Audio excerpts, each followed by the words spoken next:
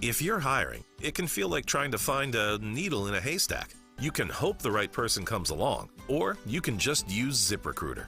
Like Marco, president of operations at Telly Tires and Auto Centers. ZipRecruiter helps me find all the right people, even the most difficult jobs to fill. See why 4 out of 5 employers who post a job on ZipRecruiter get a quality candidate within the first day. Now try ZipRecruiter free at ZipRecruiter.com/free. ZipRecruiter.com/FREE. AM radio provides always-on news, sports, talk, traffic, and weather reports. It also delivers vital emergency information when your community needs it most. A new bill in Congress would ensure AM radio stays in your car, because when cell and internet services are down, this free emergency service is critical. Text AM to 52886 and tell Congress to support the AM Radio for Every Vehicle Act. Message and data rates may apply. You may receive up to 4 messages a month, and you may text STOP to stop. This message furnished by the National Association of Broadcasters. You're invited to a private showing of the most important movie you'll see in retirement. The Baby Boomer Dilemma is a groundbreaking documentary from award-winning director Doug Orchard. Throughout the film, Nobel Prize winners, PhDs, and esteemed economists expose the cracks in the financial industry that have 401ks, IRAs, Social Security, and other retirement plans on the brink of collapse. After the movie, you'll receive an education that's unlike any other. Learn how to apply the solutions presented by these experts, which align with and validate our proprietary crash-proof retirement system, proven by over 5,000 consumers. Join us at the Falls at the Doubletree in Mount Laurel, New Jersey, August 16th, and let Crash Proof Retirement provide you the crucial information you need to avoid the baby boomer dilemma that's on the horizon. Registration is required. 800-722-9728 or crashproofretirement.com. WPHT, WPHT HD, WOGL HD3, Philadelphia. Always live on the free Odyssey app. From the Cherry Hill Volvo Studios, where relationships matter. Live and local from Philadelphia. Free speech lives here. It's Kayal and Company on Talk Radio 1210 WPHT.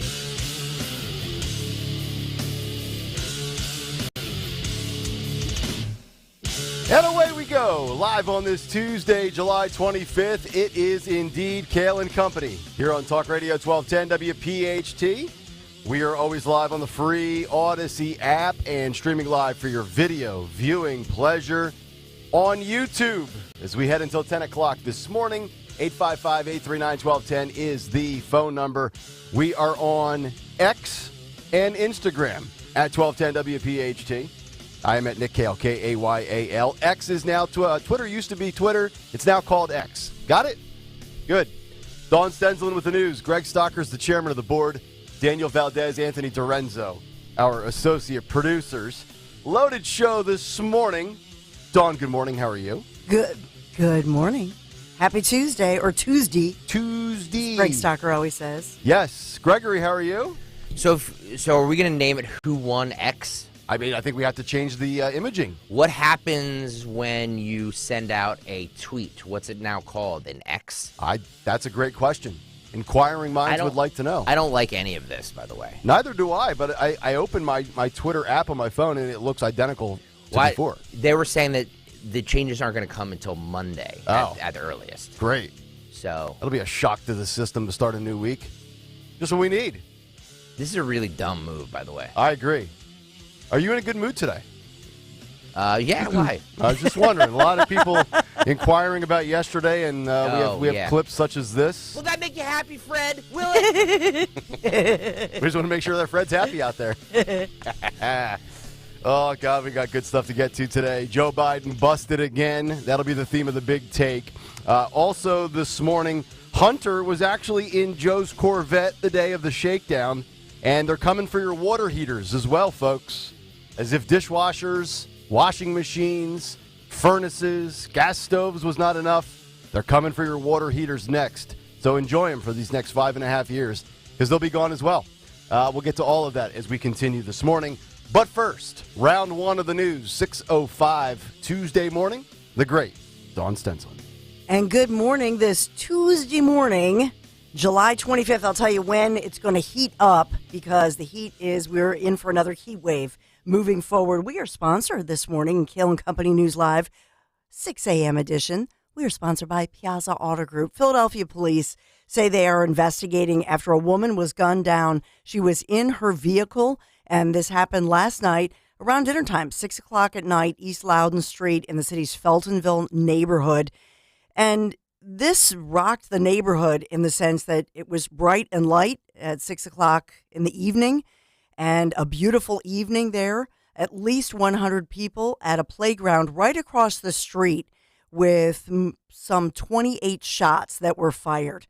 So Philadelphia police saying there were many community members, kids, neighbors, moms.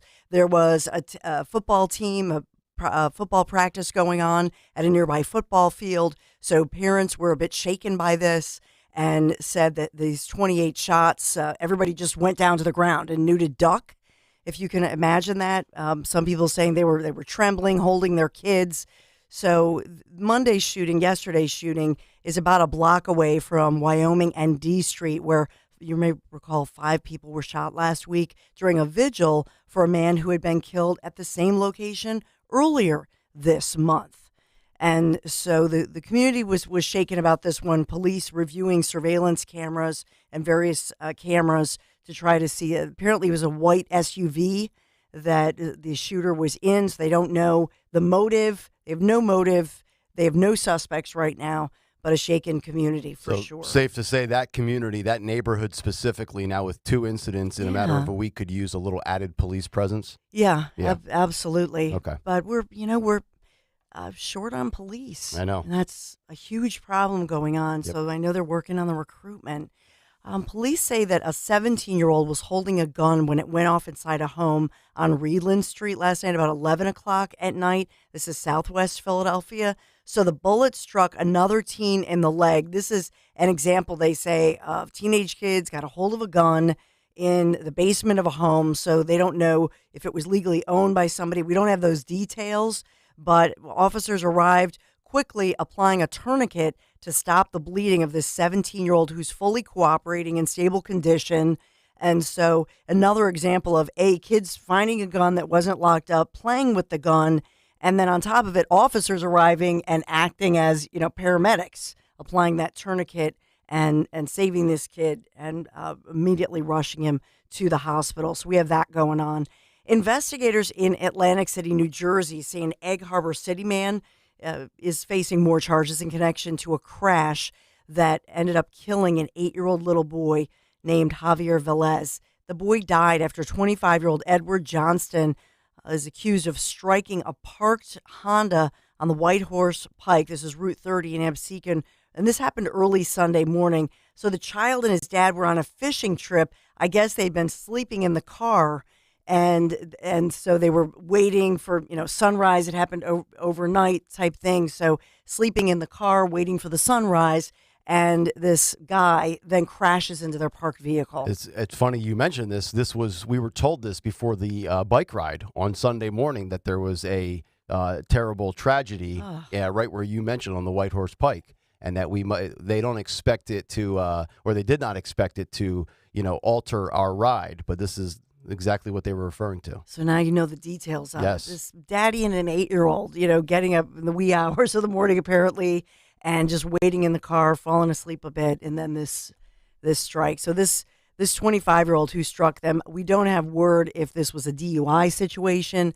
Obviously, the toxicology reports, they'll come back. All right, let's talk about our Philadelphia Phillies before we get to the forecast.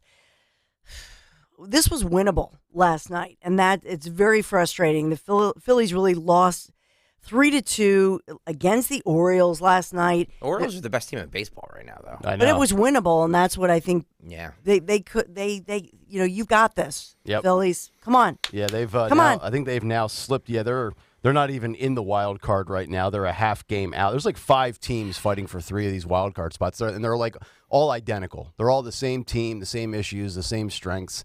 It's going to be a wild couple of, 6 weeks or so till the season ends? They had 11 base runners, no extra base hits. Bryce Harper thrown out at the plate, ends the 8th inning on it was crazy. Was Trey Turner a bust, Nick? I'll tell you what, they're starting to give him They the were business. booing him. I know. Yeah. He's being booed. He's getting crushed on Twitter. It's only year one of that deal, but so he's far been terrible. He has. He's been terrible. I would hate to think that he's not a guy that can handle Philadelphia. Yeah, I know. Because you know that's what they're talking about down the hall. Of course. Is he built tough enough to last in Philly?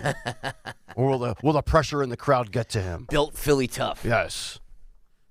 215-592. No, we'll take your call. And the officiating was crooked. No, I'm kidding. Yeah. But you know me, that's what his family is saying. He got tossed, right? Trey Turner got tossed. And he was he was very frustrated. Yeah. He got booed. Yep. It was a miserable night Right. for Trey Turner. The only person more miserable than Trey Turner yesterday was Stalker. I was miserable yesterday. I absolutely hate when people say, you shouldn't be talking about this. Oh, boy. Oh, gee. Well, we are. Oh, and here's the fun thing: Eagles training camp. Oh no! NovaCare Center. Men running around in Starting shorts today. and t-shirts. Here we go, baby. All right. Yay! You can always count on the first heat wave of the week of the season will always start when Eagles training camp starts. Well said. It's at 97 degrees and a bunch of Yes. 300-pound linemen are outside. Yeah. God. Nothing like around. smelling your helmet, Yeah. like, as if it's starting to melt in the sun. I remember going to a training camp one time. John Runyon was playing, and he was sitting on a chair. We were interviewing him for something, and just the sweat was just dripping off of him. Yeah. He stood up off the chair, and it was a giant puddle. Oh yeah. From his sweat. Yeah. Just gross. Runyon's in politics, I believe now. He was. He Or was. Yeah. I don't know if he still is. Okay. Did a little at WIP. Yeah. Our sister Yeah. sibling station. There you go. So let's look at the NBC 10 first alert forecast this morning. 73 degrees, beautiful, looks beautiful out, but the looks can be deceiving. So quite muggy outside, but if you think this is bad, just wait because the heat is hardly on. So today we're looking at a high of 80, looks like 85 degrees today with high humidity, a chance for the afternoon thunderstorms around 1-ish. And so as we march through the week, the real question is how hot will it get? And as far as those heat indices, tomorrow for your Wednesday, 90 degrees, and it does not look like we'll have precipitation for your Wednesday tomorrow. And then Thursday, that big warm up, 96 degrees, Thursday partly sunny, but Friday is really the day, 97 degrees, but with the heat index, it will feel like it's 105 degrees. Yes. So that's when the heat is on. Saturday, mid-90s continue with a chance of T-storms in the afternoon. And then Sunday, definitely the better day, 84 degrees, lower humidity, and partly sunny skies for your Sunday. Got to get through the end of the week. Hopefully my air conditioning parts arrive. I'm golfing Friday at 1 o'clock. Oh, my gosh. Bring it on. Let's go. If I can ride 65 miles, I can play golf in a heat stroke. You're going to lose just 6 pounds. Just wrap in cellophane Yes. and goal weight is happening on Friday. You know what I mean? By the way, wear sunscreen, please. I will. Yes. I And a will. hat, Yes. please. Definitely a hat, yeah. Piazza Auto Group, thank you for sponsoring Kayal and Company News Live at 6 a.m. because we always start at 6 a.m. Visit Piazza Volkswagen of Ardmore, Langhorne. Test drive the 2023 Volkswagen Atlas, Atlas Cross Sport, Tiguan, much more. You can always shop online, piazzavw.com, Piazza Auto Group. Piazza Auto Group is our sponsor, 6 a.m. Kayal and Company. We're just getting started. All right, Dawn, thank you very much as we get going here on this Tuesday morning with another Big Take. The Big Take on Kayal and Company. All right, the big take today, Biden busted. In today's partisan media world of slants and agendas, there are very few journalists who actually dig, report, and don't have an allegiance to anyone or anything but the truth and their audience. One of them is the New York Post's Miranda Devine. She has been on the heels of the Biden crime family for quite some time, as most of the mainstream media continue to cover for the big guy and his low-life son. Devine is at it again as Biden has been busted again. Joe Biden has repeatedly said he has no knowledge or involvement or discussions with his son Hunter Biden and his business dealings. Well, we know that is an absolute lie. According to Devine, Hunter Biden put his father Joe, then the VP under Obama, on the phone with business associates at least 24 times. That, according to ex-business partner who will testify this week, Devin Archer, 24 times at least. But remember, everybody, Joe has never been involved with his son's business dealings. Well, we have some tape. Here is Joe from 2019 claiming he doesn't discuss business with Hunter. Listen. The president's accusation against you stems from your son, Hunter Biden, working on the board of an energy company in Ukraine while you were vice president. Do you agree that that could at least create the appearance of a conflict? Look, what I agree is with that there's not a single solitary thing anyone said that was done wrong. I don't discuss business with my son. I didn't know that was the case when in fact I found out after the fact. And because I don't discuss things with my son or my family, because I don't want to have any knowledge of any, I don't want to be accused of, well, you talk with your son or you talk with your whomever. And so the fact is, though, everybody's looked at that. He did nothing wrong. Zero. Period. Joe, that's a lie. We have the receipts and Miranda has the details. Now let's fast forward to 2020. A year later, Joe once again denies his connections to Hunter and business affairs. Listen. Do you think it was wrong for him to take that position, knowing that it was really because that company wanted access to you? Well, that's not true. You're saying things you do not know what you're talking about. No one said that. Who said that? Don't you think that it's... Yeah, the big guy getting testy there. Angry Joe. Who said that? Exhibit 3 is CNN's Anderson Cooper grilling Joe on Ukraine in 2019. Take a listen. Vice President, as you said, your son Hunter today gave an interview, admitted that he made a mistake and showed poor judgment by serving on that board in Ukraine. Did you make a mistake by letting him? You were the point person on Ukraine at the time, if you can answer. Look, my son's statement speaks for itself. I did my job. I never discussed a single thing with my son about anything having to do with Ukraine. No one has indicated I have. We've always kept everything separate. Even when my son was the Attorney General of the state of Delaware, we never discussed anything. So there'd be no potential conflict. My son made a judgment. Proud of the judgment he made. I'm proud of what he had to say. Wow, Joe, you are proud of your son's judgment. Given his track record in his personal life and business life, I'd venture to say that judgment is not his best trait. But now that we have established in 3 different audio clips that Joe Biden is a stone liar, we move ahead to Miranda Devine's reporting. Here is an excerpt from her column in the New York Post yesterday. Hunter Biden would dial in his father, then Vice President Joe Biden, on speakerphone into meetings with his overseas business partners, according to testimony expected before Congress this week from Devin Archer, the first son's former best friend. Archer, 48, who is facing jail for his role in a $60 million bond fraud, is scheduled to testify to the House Oversight Committee about meetings that he witnessed that were attended by Joe Biden, either in person or via speakerphone, when Hunter would call his father and introduce him to foreign business partners or prospective investors. Quote, "We are looking forward very much to hearing from Devin Archer about all the times he has witnessed Joe Biden meeting with Hunter Biden overseas and his business partners when he was vice president, including on speakerphone," said Rep. James Comer, Republican from Kentucky, the committee chairman. One such meeting was in Dubai late in the evening on Friday, December 4th, 2015, after a board meeting of the Ukrainian energy company Burisma, which was paying Hunter Biden, and get this, $83,000 a month as a director. Archer, who is also a director, is expected to testify that after dinner with the Burisma board on the Burj Al Arab Hotel, he and Hunter traveled 6 miles north to the Four Seasons Resort, Dubai, at Umaraya Beach to have a drink with one of Hunter's friends. While they were sitting outside at the bar, Vadim Pozharsky, a senior Burisma executive, phoned to ask where they were because Burisma's owner, Mykola Zlochevsky, needed to speak to Hunter urgently. Soon afterward, the 2 Ukrainians joined Hunter and Archer at the Four Seasons bar and asked Hunter, "Can you ring your dad?" At the time, it was early Friday afternoon in Washington, D.C. Hunter then called his father, put him on speaker, placed the phone on the table, and introduced the Ukrainians to Joe Biden by name as Nikolai and Vadim.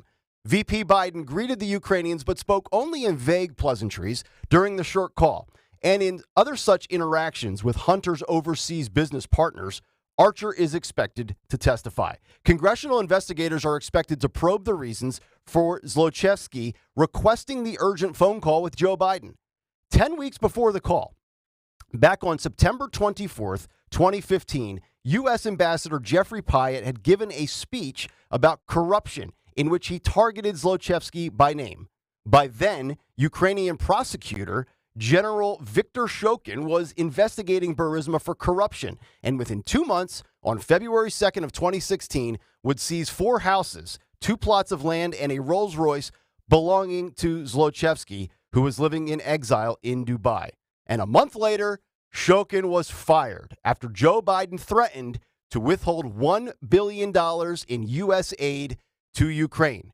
Quote, I looked at them and said, I'm leaving in 6 hours. If the prosecutor is not fired, you're not getting the money. Biden would brag to the Council on Foreign Relations. Quote, well, son of a bleep, he got fired. End quote.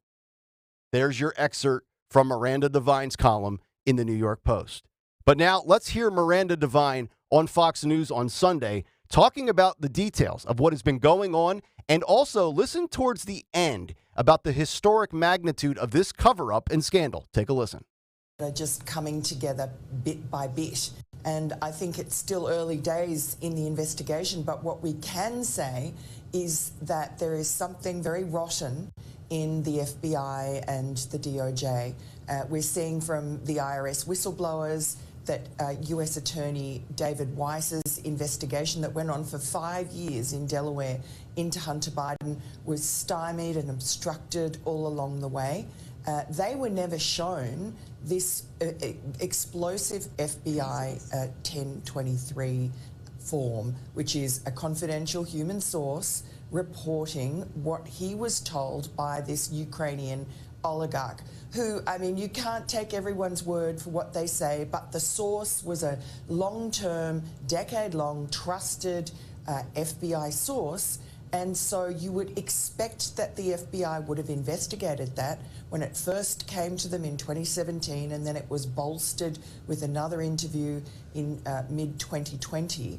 And the Democrats are putting out that form was fully investigated and found to be, not credible by the U.S. Attorney in Pittsburgh. That's not true.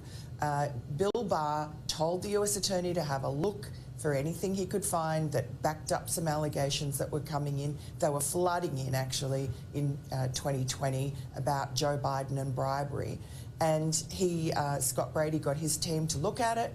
They assessed that it was credible and passed it on to David Weiss, and yet the IRS criminal investigators there said that they and the FBI criminal investigators never saw it. So that's, the scandal of the influence peddling scheme that Joe Biden has conducted during his vice presidency through his family that netted millions of dollars from China and Ukraine and Russia and so on. That's a big scandal. But I think even bigger than Watergate is the cover-up.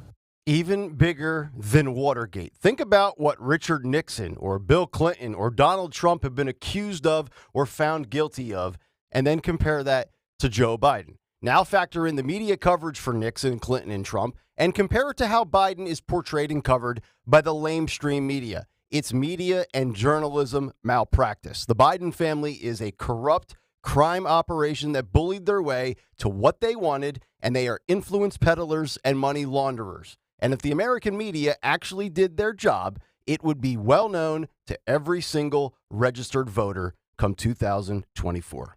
And that's the big take. The Big Take on Kayal and Company. All right, big take this morning. If you want to jump in, 855-839-1210, the phone number on X and Instagram at 1210WPHT, or, of course, be a part of the Kayal and Company comment community on YouTube. Just go to youtube.com/@1210WPHT and weigh in and have your voice heard. We'll come back, get some thoughts on what just transpired in the big take, and then also what the Biden administration is doing now to protect the big guy when it comes to his public speaking engagements and his presentation. We'll get to that as we continue. Kayal and Company, Nick, Dawn, and Greg, Tuesday morning. Talk Radio 1210 WPHT. Wells Fargo gives you access to direct deposit funds up to 2 days early. Plus, if you look at the X and Y axes... What if everything came 2 days early? Like the weekend.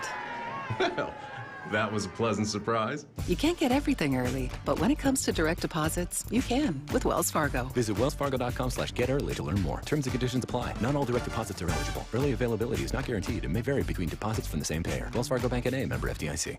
The Dudette Dental Group is the official dentist for the Philadelphia Eagles and would love to care for you. The Eagles trust Dr. D and his team, and you can too. With 30 area locations, the Dudette Dental Group provides specialized care like dental implants, root canal therapy, fillings, and more. During the offseason, take care of your smile and get ready to cheer on our team. Dudette Dental Group accepts all major dental insurances and has preseason specials on whitening and cosmetic dentistry. Visit PhiladelphiaEaglesDentist.com. For over 4 decades, Kitchen Magic has been transforming ordinary kitchens into extraordinary spaces. Our dedicated team is at the core of our success, combining expertise and creativity to drive innovation and excellence. We understand that your kitchen is more than just a space. It's where memories are made and cherished for a lifetime. We'll craft a kitchen that truly becomes the heart of your home. Discover the possibilities at kitchenmagic.com today. Now offering no money down, no interest, and no payments for 12 months on your kitchen remodel. I am Judith Krupnik, president of Cherry Hill Volvo. At Cherry Hill Volvo, we are offering the new electric XC40 lease for as low as $487. An absolutely fabulous offer, $487. No sales tax for New Jersey residents. Money's due at signing, our license fees, and the first month's payment only. This is an incredible offer. Considering the electric XC40, now is the time. Visit Cherry Hill Volvo online or in person for a great selection. Our team looks forward to seeing you very soon. A new study finds a markedly higher risk of death among older people with dementia after they receive an opioid prescription. In the first 2 weeks of new opioid use, the risk of death increased 11-fold compared to those not receiving the medications. The study was reported at the Alzheimer's Association International Conference. Dr. Nicole Purcell is Senior Director of Clinical Practice at the Alzheimer's Association. As a basic rule, pain should never go untreated, and heightened attention is needed when working with people who cannot clearly articulate their pain. These new findings emphasize the need for thoughtful discussions between doctors, families, and patients about the risks and benefits of strong pain medications and consideration of alternative approaches. Among 75,000 older people diagnosed with dementia over 10 years, a third of those getting an opioid prescription died within 6 months of receiving it. More research is needed to understand why opioids are related to excess deaths in this vulnerable group. Sponsored by the Alzheimer's Association.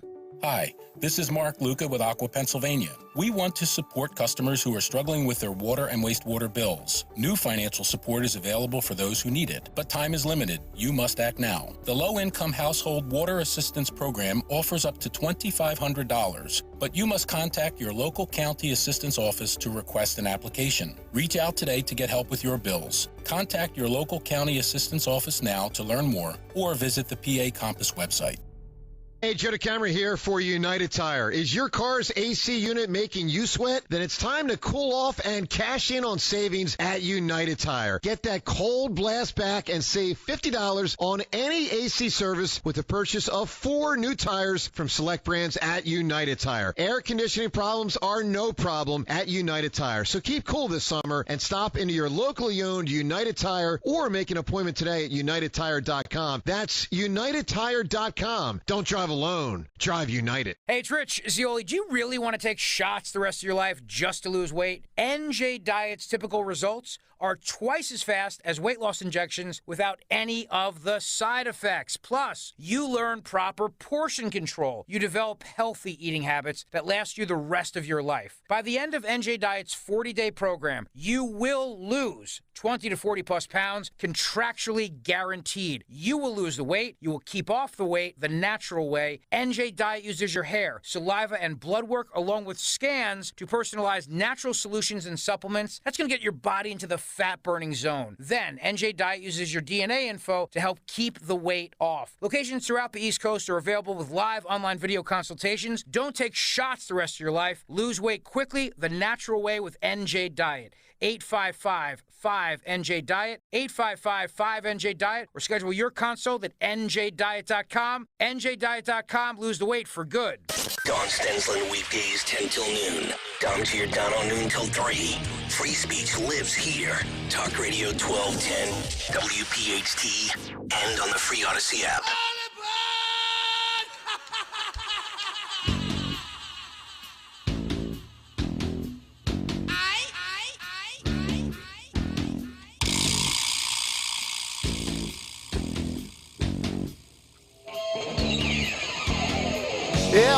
aboard the crazy train that is Kayal and Company, that is the looming 2024 election, as we welcome you back in Tuesday morning here on Talk Radio 1210 WPHT. Nick, Dawn, and Greg.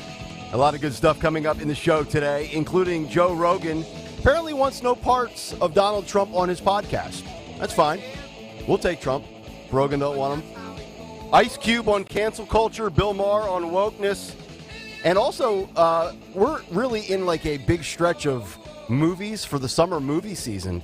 And some interesting analysis and thoughts from a few people out there in Hollywood as well as news as to why Barbie and Oppenheimer are consumed at higher rates in red states versus blue states.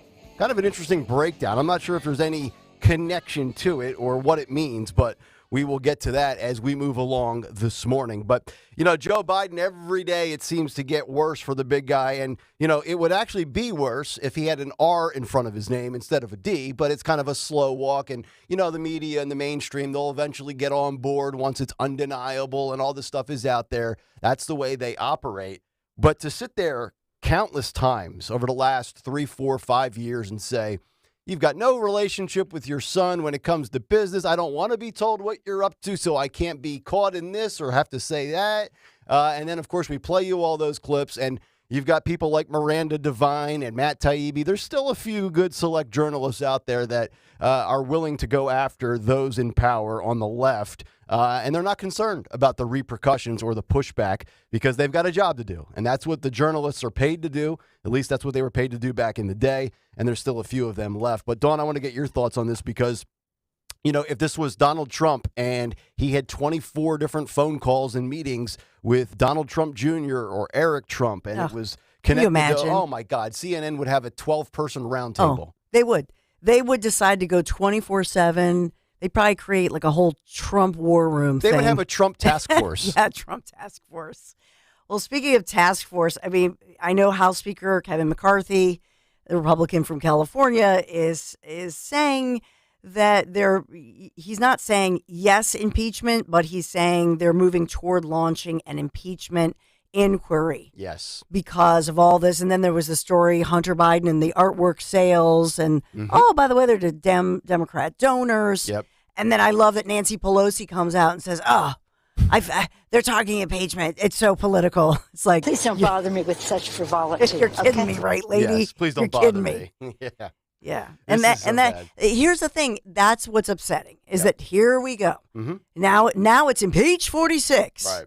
And it goes on and on and on. And keep what track are they of going to get done? Keep track of the timing this week as well, because some people are saying today that the official indictment could be released in regards to Donald Trump. This after Miranda Devine's story in the Post from the weekend. Mm-hmm. This as Devin Archer is set to testify. So it's kind of a little battle of gamesmanship and one-upsmanship of, well, who can drop the next stink bomb and distract and get people talking about this so they forget about that. And you're going to see that, I think, over the next 3 or 4 days as we get towards the weekend. Yeah, and so when they're so busy talking, I know this helps all of them fundraise, but does it help them just get stuff done? Right. You know? Right. And so that's, to me, I just feel like here we go again. And now we'll have an impeachment inquiry, and then they're all focused on that. Are they getting the other stuff done? Right. Because we have, I know the Fed meets today. They're going to raise interest rates again. It's all about the economy. Is this going to further divide the country and just, like you're saying, distract everybody? Mm-hmm. And I believe it's up to another quarter point. I think you mentioned yesterday for the Fed with interest rates. That's what's predicted. Yeah. So we'll see how all that transpires as we continue this week. But, it's interesting when certain outlets have certain stories about, a politician or a party that they're known to be more favorable towards. So NBC News with this story in regards to Joe Biden, and the headline is "Note Cards and Shorter Stairs: How Biden's Campaign is Addressing His Age." Now, we talked about the shorter stairs aspect on the airplane last week. I think it was on Friday's show that we mentioned that. But the note cards is a new one to me that I was unaware of. But according to NBCnews.com, the President of the United States, and this is directly from their article, is tripping and falling, and it's never a good moment in the throes of a re-election campaign. But when the president is 80 years old and already faces concerns that he's too old for another term, it's something of a crisis. Interesting. You can't get the word crisis out of Alejandro Mayorkas when it comes to the southern border, but NBC News, of all outlets, will actually say in their editorial column that this is a crisis for Joe Biden and the Democrats. They go on to say that Joe Biden's aides realized they had a problem last month when he tripped over a sandbag hard at the Air Force Academy's graduation ceremony. Afterward, during a post-event recap, a few aides tried to figure out what may have gone wrong and how to make sure that such an embarrassing and dangerous incident, quote, never happens again. According to two people familiar with the discussion, one said, "You can't be too careful." Biden's answers to voters who question whether he's up for the rigors of a second term is simple. Watch me, end quote. The trouble is, voters are watching, and we are talking about a ton of gaffes for Joe. I mean, he has talked about and confused Iraq with Ukraine, Rolling Fork, Mississippi with Rolling Stone magazine. And of course, last year, we played this in the fall when we were talking about, things during election season with the midterms. He looked out at the audience and called for a congresswoman who had recently died in a car crash. I believe that was Jackie. I forget what her last name was, but remember he stood up and he's like, "Where's Jackie? Jackie, stand up." And it's like, Joe, Jackie's no longer with us. So interesting that NBC News now with this story of note cards. And look, politicians read from prompters. It's nothing new. But I would like to see in action how Joe handles flipping through note cards. Because if I've got my interpretation correct, he might actually, like back in school when you'd have a little presentation and you'd have like 5 or 6 index cards and you'd kind of look down and rattle off a few bullet points. I don't know that Joe's going to be able to do that. I think this is an admission from NBC, mainstream media, that physically and mentally they are petrified of this guy and what he can no longer do in his line of work. Think about what we're doing here. This is the president of the United States of America. Kind of an important job. It's kind of an important job, and we are bending over backwards, or his staff is, to not make him look like a feeble old man. Yeah. By shortening stairs and giving him note cards. Like, what are we doing? I know. What are we doing? And he's going to run for a second term. And then the fearful notion that, like, we all realize is a legit possibility, and this is not being cruel or anything like that, but there is a legit chance that if he gets reelected, the man could die in office. And then the scary thing is Kamala Harris is next up. I mean, that's like saying, hey, we've got an aging quarterback, and he could go down at any moment, and he goes down, and our backup doesn't even belong in, like semi-pro arena football. Yeah. And that would be Kamala Harris. I mean, it's morbid to say, but just look at the statistics. There's a very good chance if he gets reelected, he could die in his second term. A very good chance. And we don't know, where he is as far as, we're told, well, he passed his physical and all of his faculties are accounted for and he checks out. But it's fair to always wonder if those are, truly transparent and if they're being completely honest. Now, I'm assuming Joe doesn't have any legit issue other than maybe dementia or something with the brain. It's not like he's got cancer and they're hiding it. But, when you're 83 or 84. Dementia's a pretty big issue. I know. But they're not hiding the fact that he's got diabetes or anything like that.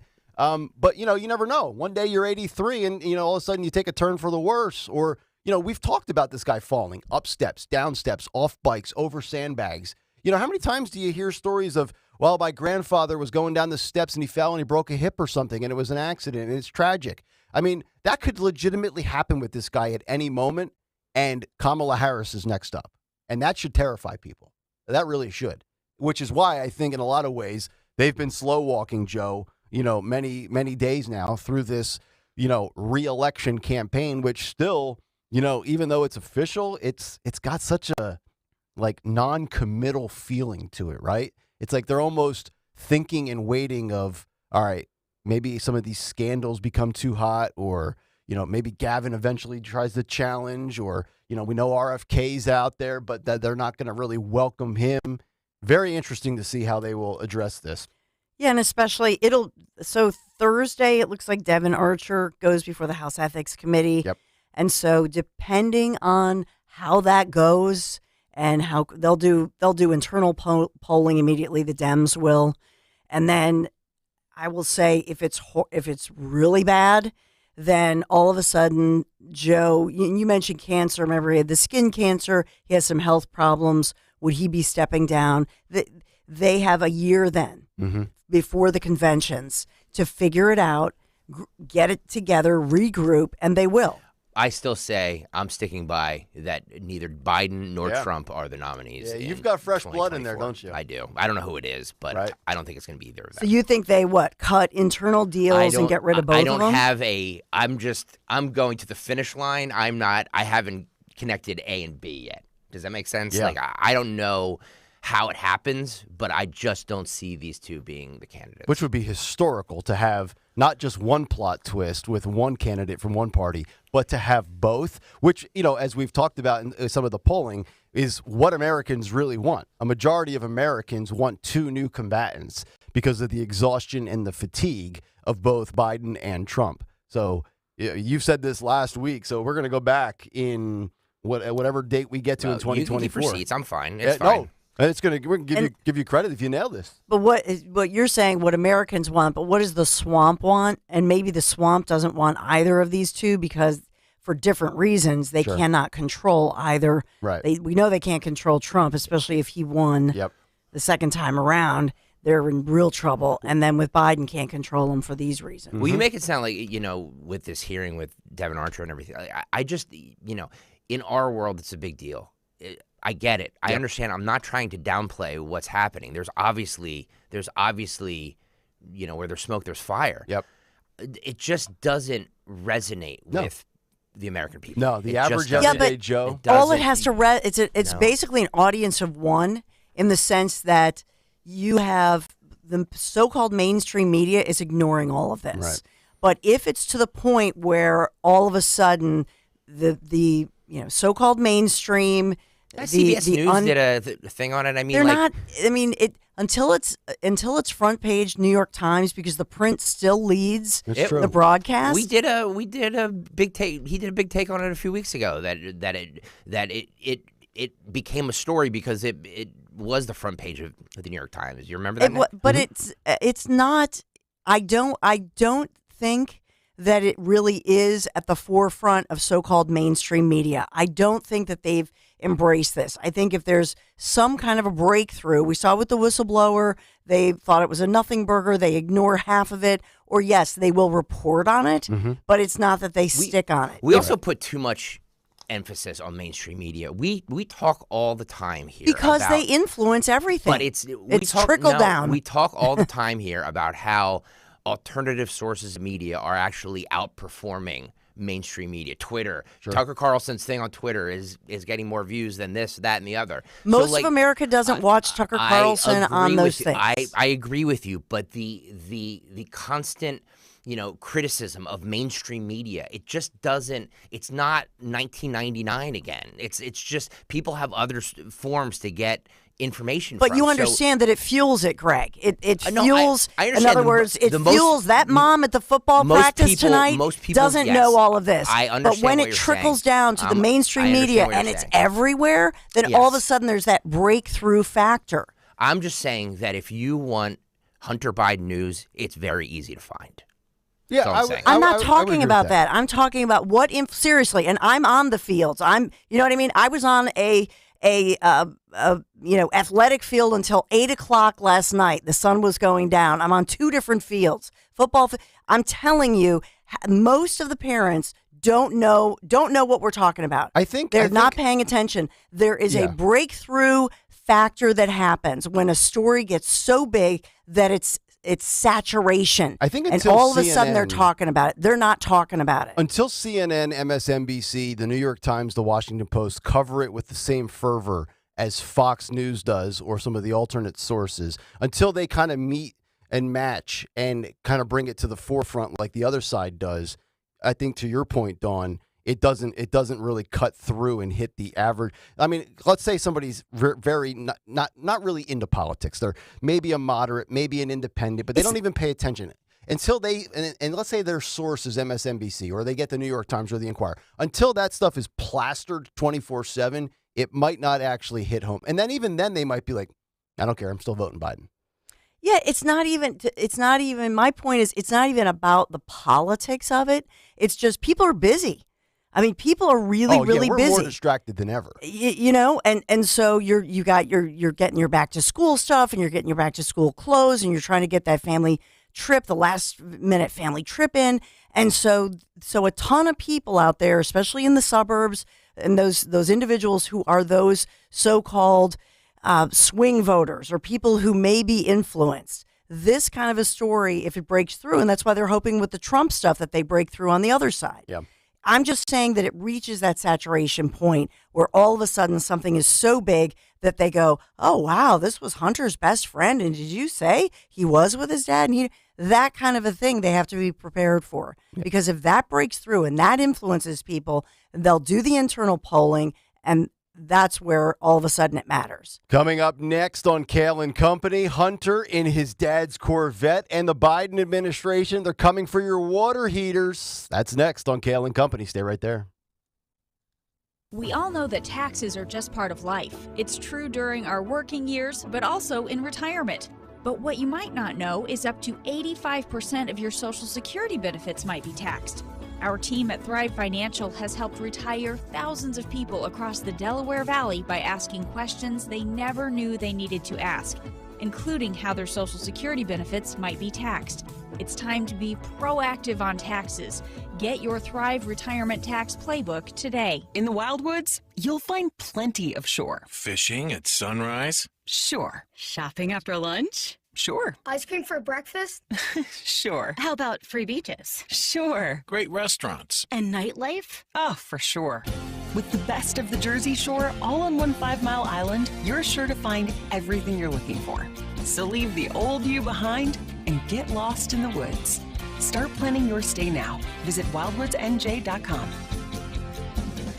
Hi, it's John DeMasi, host of Health Watch, Sunday mornings at 8 and again at 4 here on Talk Radio 1210. If you or someone you know has been diagnosed with cancer or undergoing treatments that cause severe fatigue or brain fog, medical hydration may be right for you. Dr. Molly Fantasia of Innovative Medical Associates has more than 30 years experience in helping cancer patients to improve their quality of life. We believe in medical hydration. We've improved it so much that we are able to help people across the board with challenges before they become chronic. Nutrients delivered right to the cells support your immune system through surgery, chemotherapy, or wherever you may be on your cancer journey. Visit innovativemedicalassociates.com to schedule a free consultation with Dr. Molly in their Marlton, New Jersey office. And join us on Sunday mornings at 8 and again at 4 for Health Watch to learn more about the benefits of medical hydration for cancer, autoimmune diseases, and more. Hi, this is Dom Giordano. Summer's the perfect time for your child or grandchild to get ahead if your child needs support, special tutoring, and custom instruction. METC is here to help. Now's the time to make the call to METC. Call the Motivational Educational Tutoring Company. For over 30 years, METC's tutoring studio, founded by educator Kathy Gannett, has helped people of all ages to grow personally and academically. Call Kathy now at 215-493-4200. METC offers motivational SAT prep as well as academic skills and leadership training. Call 215-493-4200. Now's the time to get assistance for your child to help them succeed. Visit online, METC.com. METC's tutoring studio. Call them today, 215-493-4200, or email Kathy directly, info@metc.com. Remember, 1210 listeners get a free 1-hour consultation. Take advantage of this opportunity. Help your child get one-on-one help. 215-493-4200. Follow Talk Radio 1210 on Instagram and Facebook at 1210 WPHT.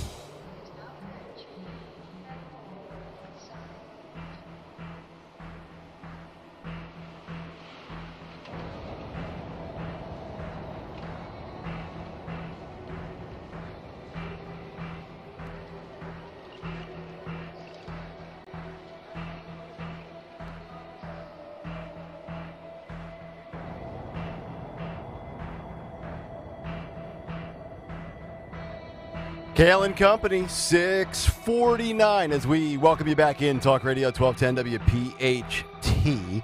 Get us on the free Odyssey app. Watch us live on YouTube. what's on the cut sheet coming up just about an hour from now. We'll kick off hour 2 with some news from Dawn and also a follow-up story in regards to the story that we discussed yesterday regarding the Lowe's employee.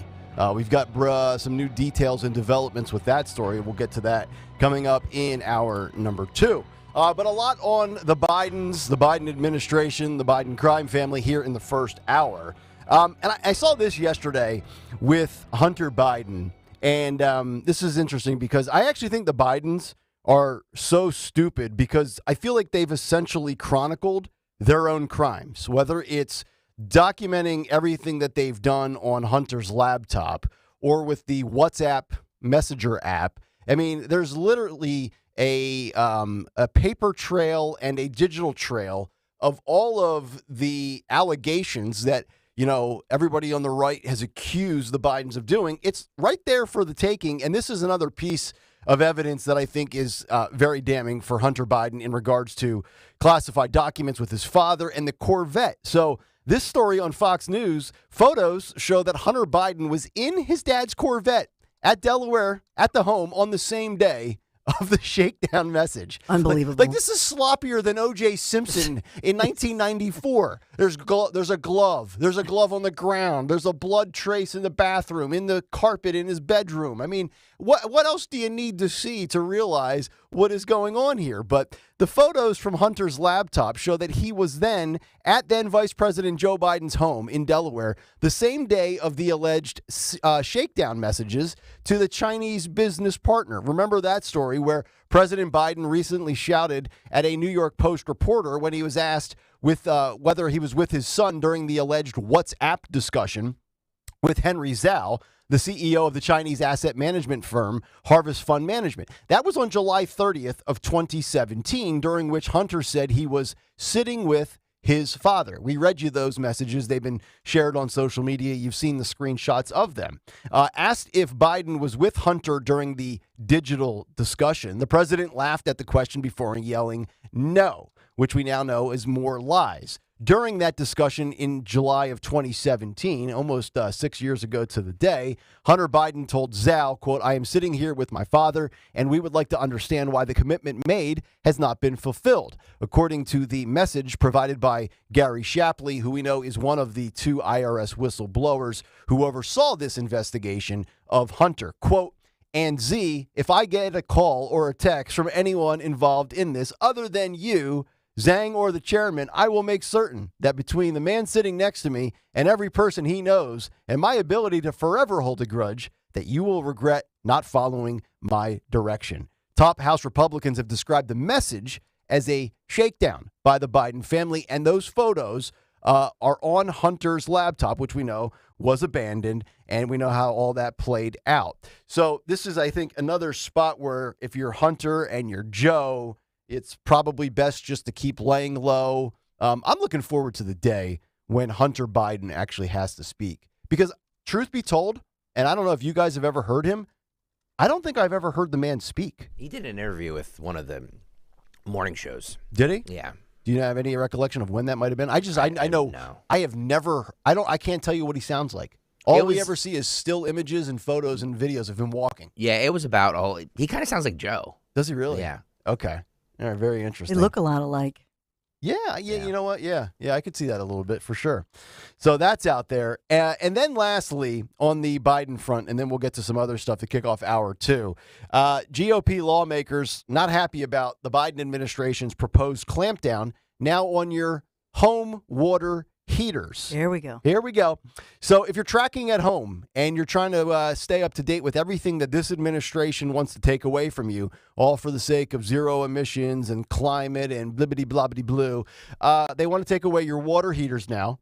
They want to take away your gas stove. They want to take away your washing machine, your air conditioner, your gas-powered vehicles, your refrigerators, your dishwashers, and your furnaces. So they're working their way towards double digits as far as items and products that they would like to take away from you. And the latest details coming out this past Friday. In a draft rule unveiled Friday, the Biden administration seeking to compel most electric water heaters to deploy heat pump technology and gas-fired ones to use condensing technology. It comes months after the Biden administration ignited a firestorm over feared stovetop regulations.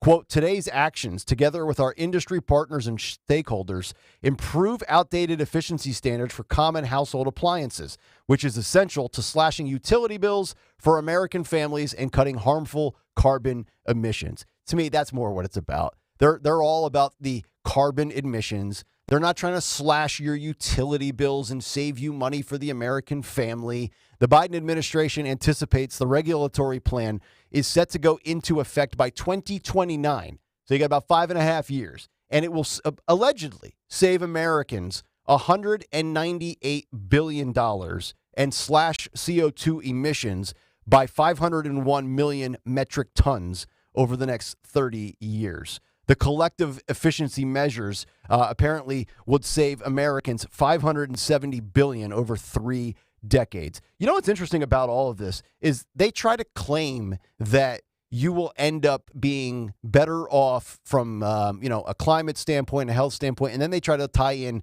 the financial savings. Does anybody actually believe if this would go through, and obviously this would be post a second term of Biden, if we ever get to that point, because he would be out of office by January of 2029. Do you actually think that you're going to save? Because when I hear Biden administration proposes and I hear saves millions for Americans, I'd like to actually see where we are saving anywhere. Because it just feels like to me, no matter what the category, no matter what the product, no matter what they're trying to change or twist or manipulate, it always costs us more. Like I'm so fed up with reading these stories about the Biden administration saving you money. Where are you saving money at? Are you saving money at the gas pump? Are you going to be saving money on charging your electric vehicle, on purchasing that electric vehicle? Are you saving money at the grocery store? Where are we saving money under the Biden administration? I don't see it in any measurable category. All I know is that, and I have, we've gotten the new efficient, the fridge, which is not as good as the old fridge. Oh, it's not? No. Okay.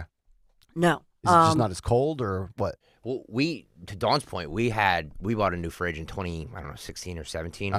Right before we went away for a 2-week vacation, it died. Oh, yeah. And we had to buy another one. So they're just not, and they're disposable. They're built to last like 5 years. We have a 40-year-old fridge downstairs in our basement. Yeah. That is one of those old white, like cooler boxes, basically, and that thing keeps everything frosty cold. It's just it hums, never gives me an issue. Pop a beer in there for 10 minutes, it's damn near frozen. The new smart fridges, that we bought upstairs that cost us, a couple grand, died within 4 years. And you had to toss out all the food that was in there that probably spoiled. Yep, absolutely. And how about the don't even get me started on the wash machine or the dishwasher. They don't work well. If you rent a house, if you ever do this, you rent a house down the shore. Okay. And it's one of the older houses. They haven't knocked it down yet, right? And built a new one. And they have their old appliances.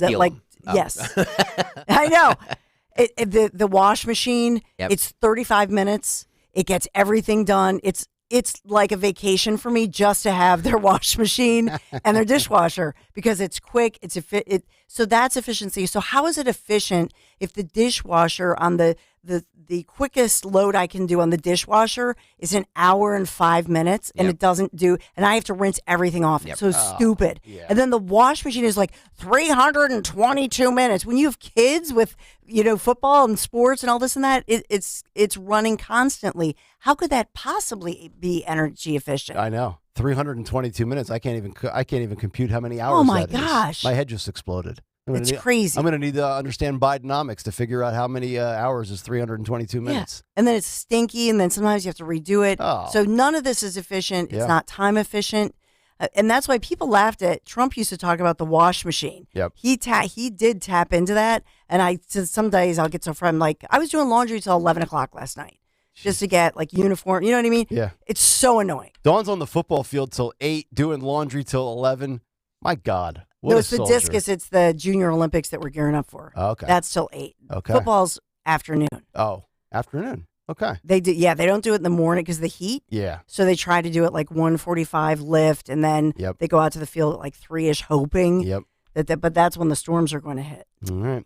855-839-1210. Dawn will have some news to kick off hour number 2. And remember the story yesterday of the 68-year-old lady from Lowe's who tried to stop a theft, got punched in the face, got a black eye, and then she got fired? Well, we have an update, and we have some details on that story, and we will give you that as we kick off hour 2 next. Nick, Dawn, and Greg, it's Kayal and Company here on Talk Radio 1210 WPHT. First-time homebuyers have a one-stop trusted partner with American Heritage Credit Union. With our first-time homebuyer program, you can earn up to a $500 lender credit. Our realtors can help you shop for your first home, and qualified borrowers can even receive up to $5,000 in first front door grants. To apply with one simple application, visit AmericanHeritageCU.org/FTH. All loans subject to credit approval. Insured by NCUA. Equal Housing Lender. NMLS 433838. WPHT, WPHT-HD, WOGL HD3 Philadelphia. From the Cherry Hill Volvo Studios, where relationships matter. Always live on the free Odyssey app. Enjoy exclusive after-hours access to America's most historic prison all summer long. Night tours, Summer Twilight returns to Eastern State Penitentiary. Select evenings now through September 4th. Explore the historic cell blocks with a self-guided audio tour narrated by actor Steve Buscemi. Grab a drink in the Fairchance Beer Garden featuring Triple Bottom Brewing Company and take part in special hands-on activities and events. Learn more and get your tickets now at easternstate.org. Stop by your local grocery outlet to participate in our annual Independence from Hunger Drive. This is a great way to support your local food organizations. So take part in our Give 5, Get 5 program. Donate $5 and get a $5 coupon for a future visit. Donations made in-store stay in your local community. Join us in our fight against hunger by visiting your local grocery outlet today.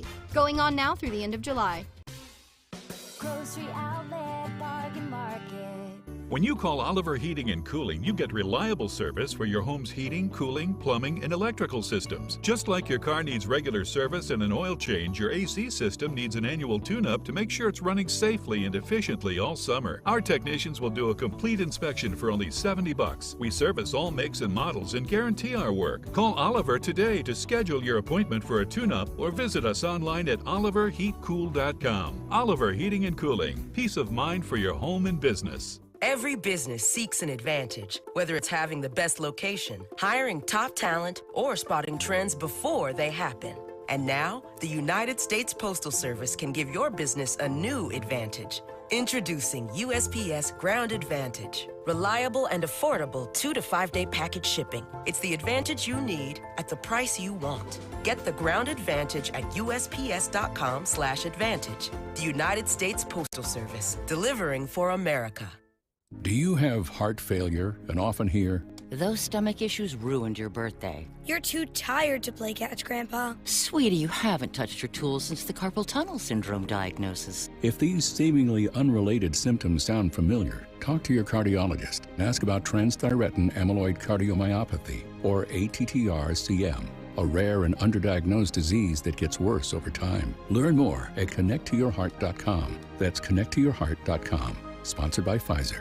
Chronic joint pain has a snowball effect. It's not just the pain. What that did is just make me depressed that I couldn't get back into the gym, and I was inactive, gaining weight. I had to find another alternative. And for Chad, that alternative was QC Kinetics and the non-surgical natural biologic treatments that can give lasting relief to aching hips, shoulders, knees, and backs. Once they explained it, it made sense. Putting what we have inside our body back into us in a certain strategic way to heal up in a natural process was fantastic. QC Kinetics treatments take place right in the office. No downtime, no surgery. And as for the outcome? I'm just back to bouncing around, having fun, doing my work, living pain-free. Don't let chronic joint pain rob you of your quality of life. Discover advanced regenerative medicine at QC Kinetics. Call now to learn more. It's a free consultation. Call QC Kinetics, 215-999-3000. That's 215-999-3000. 215-999-3000.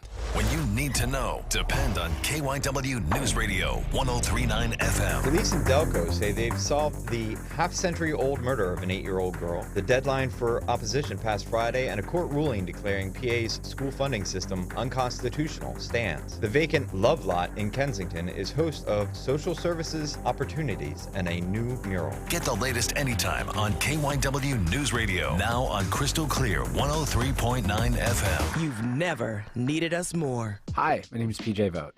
I host the podcast Search Engine, where every week I hunt down the answers to the questions I can't get out of my head. Like, why are drug dealers poisoning their customers with fentanyl? Or, is my local sushi restaurant a part of an international scam? Or, how sad are the monkeys at the zoo? If you, like me, find this world bewildering, but also sometimes enjoy being bewildered by it, check out the show on the Odyssey app, Apple Podcasts, or wherever else you listen. Calling on Percy to follow Talk Radio 1210 WPHT on the free Odyssey app. Download it now.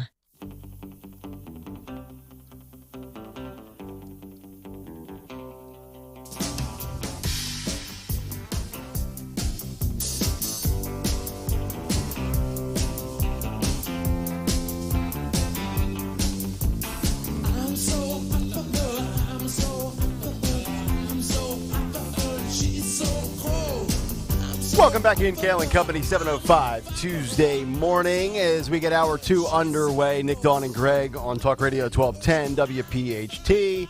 Get us on the free Odyssey app. Watch us on YouTube. Just go to youtube.com/@1210WPHT. I can't confirm this. It's just a suspicion. It's just an assumption. But I know we are now across the 4,000 subscriber mark. Yes, we are. So, Awesome. Stalker's going to make a big summer push here for 5K. It's just right in his wheelhouse. I got to imagine at some point he'll start pandering for 5K because that's what.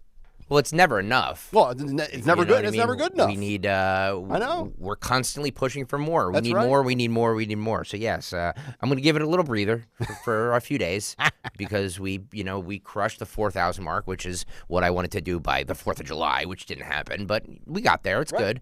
So I'll give it a few days, but then the race is going to be on for 5K. Yep. 5K, we'll be pushing for that. Before you know it, it'll be the 37th annual bike ride, Bend to the Shore, and Stalker will be begging for money for months and months and months. Yeah. And you people will probably deliver because you're so gracious with your time. Generous. And your money. Yep, Yeah. absolutely. All right, 7:07, let's get the news. Round number 2, the great Dawn Stensland. And good morning this Tuesday morning, July 25th. And we are sponsored this morning by Malvern Retreat House. So in the news, we want to say kudos, and I know a victim's family is thanking two Pennsylvania State Police troopers for their diligence and their commitment to solving a so-called cold case, a murder case of a little girl that happened many years ago. Corporal Andrew J. Martin, as well as Trooper Eugene Trey. So they are being credited right now with solving a cold case leading to a confession. They traveled to Georgia a week ago and received a confession from a man who is now charged with the murder of a little girl, 8-year-old little girl, who was murdered in Delaware County in 1975, Gretchen Harrington. Wow. It's a chilling case because and I know that Delaware County DA Jack Stolzheimer held a news conference yesterday and said that this is every parent's worst nightmare, saying this guy is just evil. He's a monster. He was a younger pastor at the family's local church. Gretchen, an 8-year-old, her dad was a pastor at another church. The family knew and trusted this man. And as she was walking to her vacation Bible class that fateful morning, he stopped by in his vehicle, drove by her, offered her a ride. She got in. She knew him. He was a pastor at one of the churches they attended. Jeez almighty. You think you know, and then you really don't. Oh, my gosh. Yeah, that's almost, 50 years ago? Yeah. Almost. So, Wow. but they think about that, and that was the family members speaking out and just saying, thank you for never forgetting little Gretchen, 8 years old. He had taken her to the woods and committed, I'll just say, pedophile type sicko crimes that I'm not going to say the details, and beat her to death. and just a heinous crime. And so now they say they've received his confession. He lives in Georgia now, and there are people who, you talk about crime, we talked about in the 6 a.m. hour, the fact that there were 100 some kids in a nearby park when that lady was shot. Right. A week ago, the other kids were shot. And a week before that, there was another shooting.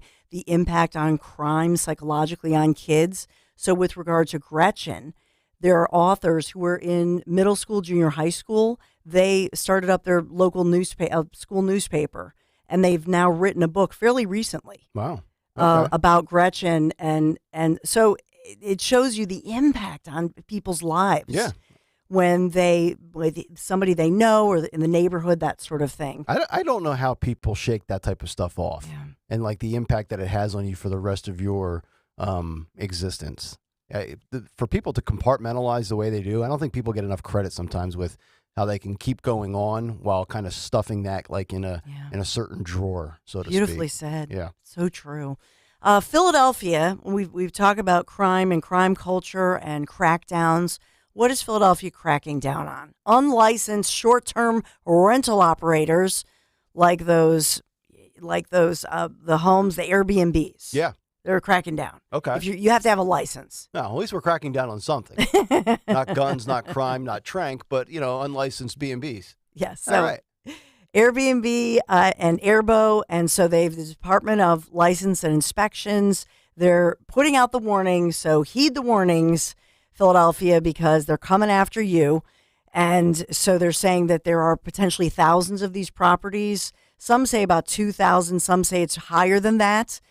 But it was interesting that there are other property owners who are saying, with Airbnb and Verbo, who are speaking out, saying a lot of the people they rent to, because we're a hospital community, they're families with a sick child or a sick loved one, and they look for a cheaper way that their family can remain together, stay together, have to be back and forth to a hospital each day, and now there are going to be less of these properties. But generally speaking, the Airbnbs are rented out by the younger crowd, right? Yes. That's why the city's cracking down, because of these parties. Gotcha. Yeah, because there's no trail, because it's always a third party that you're renting from. It's never the owners. Right. You know what I mean? So like, they have no way of tracing if you're, I'm 40 years old and you're 26 and you have 19 people that you cram into a house. Yeah. You destroy it and that's the end. Yeah, exactly.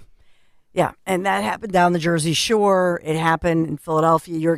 Greg and Nick, you're exactly right. So they had some party houses, had some shootings, and actually that is a piece of what happened, although the city was already saying it's expensive. You have to go through the process of applying, paying, and having inspectors make sure smoke detectors are working, things of that nature. So we want to talk about our Philadelphia Phillies. Yes, we lost 3-2. It was winnable. And yes, Trey Turner ejected. Bryce Harper still recovering. Turner booed. So we've got that going on with the Phils. And Nick Kayal had said about a week or so ago that just wait until the Eagles start training camp and then everybody starts paying attention to the Phils less. So first day of training camp at the NovaCare Center for our Eagles. So we're already talking about Eagles. Yes. Even John Fetterman's fired up for camp. He'll be reporting live in August for WIP.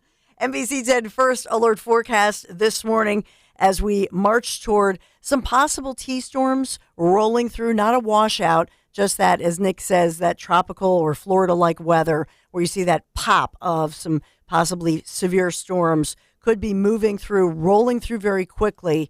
And so today we're at 85 degrees, and then that warm-up continues, marches through. It looks like the T-storm's possible after noon today, so just a heads up on that one. But today is as cool as it gets with 85. Tomorrow we're in the 90s, and that 90-degree stretch lasts, and we don't break that until Sunday. So 90 and sunny tomorrow, 95 Thursday. Friday, when Nick Kayal hits the golf course on Friday, it'll be sunny. It will feel like 105 degrees, Nick Kayal, because although it says 96, it'll feel like 105 with the heat index. Yeah. 94 Saturday with a possible of some T-storms moving through scattered. Sunday, finally, we return down to the mid-80s with sunny weather. Well, So it's a hot one. Hopefully my score isn't 105 or 97 or 96 like the temperatures. But Greg told you, wear the sunscreen. I will. Lather it on and the hats. SPF 20,000. Good. Malvern Retreat House. Visit Malvern Retreat House, the nation's largest Catholic retreat house located in Chester County. Malvern Retreat House hosting men's and women's retreats, couples retreats, spiritual direction, recovery retreats, and so much more. Just retreat from the noise. Hear God's voice at malvernretreat.com. Thank you, Malvern Retreat House, for sponsoring Kayal and Company News Live. All right, Dawn, thank you very much. 7:14 Tuesday morning, coming up in about 15 minutes, why Joe Rogan wants no part of Donald Trump on his podcast. But a follow-up from yesterday's story. Yesterday, we gave you the story of a 68-year-old lady named Donna Hansborough who had been working for a long time at a Lowe's in Georgia. And there was a couple of individuals that decided to steal a bunch of items from Lowe's. And she decided to try to intervene and, prevent the theft of these products. And in return for her dedication, she got punched in the face by one of the suspects, ended up with a black eye. And how was she rewarded by Lowe's? She was fired. They said, you know what? No, you can't be doing this. We've told you that. I don't care that instincts have kicked in. You're out. Well, that was short-lived because the longtime Lowe's employee yesterday ends up being reinstated after being fired for attempting to stop the shoplifters. Donna Hansborough, the 68-year-old Lowe's employee who was fired for violating the company's policy on stopping the theft of merchandise, was reinstated on Monday. In a statement sent to Fox News, Lowe's spokesperson said that Hansborough accepted the offer to return. Quote, after senior management became aware of the incident and spoke to Donna Hansborough today, we are reinstating her job, and we are pleased that she has accepted the offer to return to Lowe's. First and foremost, there's nothing more important than the safety of our customers and associates. Products can be replaced. People cannot. We continue to work closely with law enforcement to investigate and prosecute those who are responsible for this theft and violent attack, this statement read. Hansborough was initially fired after she attempted to stop thieves from stealing roughly $2,000 worth of merchandise from a Georgia store. Now, she had been with the company for 13 years when on June 25th, she was punched in the face 3 times. Police identified the 3 suspects as Takia Berry, Jamar Lawton, and Joseph Berry. Lawton was taken into custody, and police are searching for the other 2. They've put up a statement with a phone number where you can, if you have any information, you can reach out to the Rincon Police Department in Georgia. But number one, she should never have been fired in the first place. And I know that the company policy is the company policy, but I just vehemently disagree with that. Like, we cannot be punitive and penalize the good people that are in there. And look, I don't know what she makes. I don't know. She makes $16 an hour at Lowe's, $17.25, whatever it might be. But at 68 years old, for a female to try to intervene and stop 3 people for that kind of job with $2,000 worth of merchandise on the line, and you would say, man, you think Lowe's would do right by Miss Hansborough. So they fire her, but they finally get it right. But of course, they probably saw the backlash. They saw people reacting. Oh, how could you fire this lady? She's not the one in the wrong here. So they walk it back. They get it right.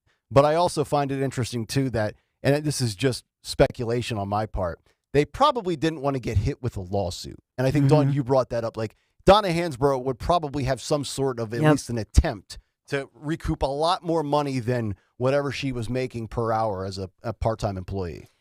Exactly. They were, first of all, can you imagine this little lady and they show the pictures of these 3 pretty big guys and she gets black, she's really black and blue, and the pictures of her, she's bruised and badly beaten. Yep. And just the imagery of it, like, really, this lady worked for you 13 years. And yes, she broke the company policy. The reason they have the company policy is to protect her. What if they had killed her? Mm-hmm.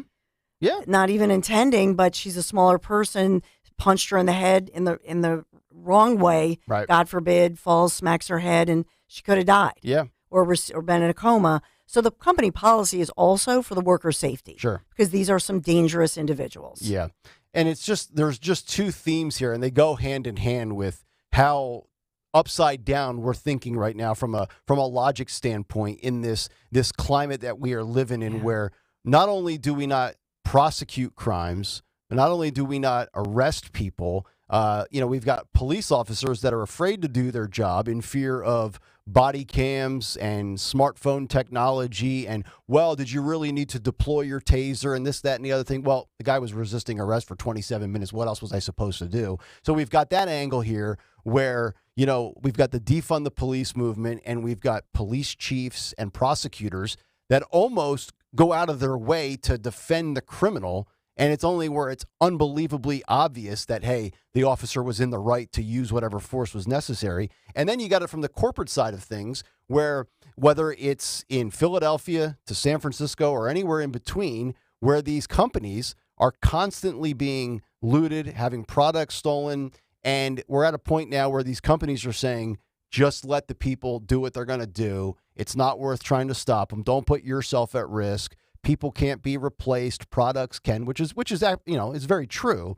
But, and the criminals know this. They're not stupid. They're smart. They know that nobody's going to really try to, deter them from stealing at a Target or a Walmart or a Lowe's or a Home Depot. We gave you that story back in the fall or the early portion of the winter, where at the Home Depot, an elderly man, I don't know if he was one of the little greeters at the end where he just looks at your receipt with a little highlighter and says, okay, he's got 3 items on his receipt, 3 items in his shopping cart. He's good to go. And that guy ended up tragically dying. I think that was in North Carolina, if I recall correctly. So it's like it's a twofold thing here with the government and these law enforcement agencies and prosecutors, but also corporate America, where it's like, hey, if you're going to ever steal and commit theft, now's the time to do it, because odds are nobody will try to stop you. And if you get out of the store, nobody's going to do anything when you're out in the street with law enforcement anyway. So it's a great time to be, I think the most trending jobs right now, if LinkedIn would put out a report, career criminal, like shoplifter, would be like a highly sought after profession. Gmail on the YouTube chat says, Lowe's is a private business in the free world. It may run itself as it pleases. Their employee was fired for violating their policies. Lowe's would have had liability for injury to any involved. Yeah. Well, Bud Light is a company that can run the way it wants. The problem is they had an incredible backlash, and we talked about the media earlier. Yeah. If you look at any article about her, look at they'll put the comments, and the comments are loaded up. Yeah. So Lowe's had people apparently going in person, complaining, writing them emails, calling them. They were inundated with reaction from people saying, yes, everybody agrees she shouldn't have done it. The one guy alone punched her 3 times hard. Yeah. And looks like he's the alleged, he's the son of another. I mean, this is a real nice family situation. Yeah. Because it looks like the dad is older and then 2 younger guys, whatever. Like father, like son, right? But but she could have been killed. And that's the point. You're exactly right. But on the other side, to fire her, I mean, it was a boneheaded move. It's one thing to have your policy. I got your policy. I understand that. That's what you have enacted. Doesn't mean I have to agree with it. Yeah. But everybody threatening to go to Home Depot and True Value, and they're thinking, oh God, we just committed another Dylan Mulvaney Bud Light. There's something happening here. There's like this. There's this backlash now. There's this uprising, grassroots kind of movement of people not putting up with crap anymore. And when they see an injustice like this happening, they speak out, they voice their opinion, and corporations and companies are like, oh, I guess we have to not do what we normally do and reverse course. And, you saw that with Bud Light. You're seeing that with Lowe's. I can't think of any other, there's more examples, but Target. You know what I mean? Target. Yeah. So these companies are finally hearing from the silent majority that ain't so silent anymore. And it's not just conservatives. It's not just it's just anybody with common sense. Agreed. It's like we are living in such bizarro worlds. Like no, that's wrong. This is painted as these conservatives are boycotting things and stuff, and it's not. I've gone to places with mixed company, as we say, and it's Democrats too, and people who aren't political, who are just fed up with nonsense. Right. But and Greg, you're making a great point. I think that for a long time, conservatives did not want to deal with it. So they just stayed silent and thought, oh God, I'm too busy. I don't want to engage in this stuff, and it's not a big deal, whatever. Yep. And people got to a point where now they're saying, you look at everything that we've been through, everything that's happened, and more conservatives are coming out of the closet, especially women. Yeah. Because I always say conservative women and moms are like a gay guy in the 50s. You are not. If you come out of the closet, you're gonna get it. Right. Everybody's And going to be after you. You had to endure it a little bit when you left your TV career for radio, right? Well, when I started on the Zioli show, I remained a registered independent, and I really didn't get political. So it happened gradually until I came out as I came out of the closet as a conservative. I kind of had to because Greg Stocker promoted me to and other David Yad and others, Spike, and I appreciate you, but they gave me my own show, and I have to talk about politics. Sure. And so Greg said, "Dawn, you have to just tell your opinion." I was like, "Oh God." Well, and I think it's more than just liberal versus conservative. I think it's for too long over these last 4 years, it's been the vocal minority that has been shouting from the rooftops, while the silent majority has laid low. But now the silent majority has said, and again, I don't really think it's necessarily political. It's just common sense, basic, stuff here. The silent majority has said, you know what? No, we're going to start speaking. Yeah. We've got you outnumbered, and you're going to hear our voice now. And here's where, to me, this has been the summer of pushback. Yeah. If 2020 was the summer of BLM or riots, this was just the summer of pushback against corporate America, where these companies, and Greg mentioned them, whether it's Bud or Target, Home Depot, Lowe's, or any of these other companies, it's like, no, we're like, stop jamming it down people's throat. Like, sell your product. Do what you do. Keep it simple, stupid. Yeah, I think to your point that people are conservatives. I think conservatives, in my humble opinion, have always been more willing to listen to the other side, and I think that Democrats, especially progressives, are more likely to not want to join in a conversation and listen, but rather just blast you. And that's why you're a racist, you're a xenophobe. It's all that name-calling stuff. Yep. And I think finally, conservatives and independents, too, realized, oh, wait a minute, this is a whole thing. This is not just one little thing. This is my kids at school. They're trying to indoctrinate my kids at school. This is now I have to go to Target and see little things for babies where they're going to tuck it. And finally, it's conservatives saying, no. All right, this is a little bit more than I thought it was, and I'm standing my ground. Yep. I'm drawing a line in the sand, not with my kid, not with the products I buy. If they want to call me deplorable, I'm not going to buy their product. Yeah. Boom, there it is. I'm done. That's right. 855-839-1210. If you would like to jump in, coming up on the way, the Wall Street Journal reports thousands of DEI officers have been laid off. Shocking. We'll get to that story as we continue, as well as Trump and Rogan. But right now, let me tell you about my good friends at the Piazza Auto Group. Just about 3 months in, 2023 Ridgeline. Great truck from Honda, courtesy of the Piazza Auto Group. And I went to Piazza Honda of Springfield, but you can go to a variety of locations. If you're in the market for a truck, can I suggest Piazza in Philadelphia or Langhorne? What about Pottstown or Reading? To take advantage of a great offer. Right now, you get 0.9% APR financing, or if you're not in the market for a truck and you're going for something a little bit more economical when it comes to fueling up, you can get special finance rates on the Civic, the Accord, the CRV, the Pilot, and many more. The Piazza Auto Group, 17 brands, 35 locations. It is my go-to for all things automotive. And they treat you like family. I still get a text or a phone call once a week from the individual that gave me my vehicle, that helped me through the whole process. He just checks in to see how things are going, how the truck's running, what I like, all that. It's great. To find new or certified pre-owned vehicles, visit them right now, piazzaautogroup.com.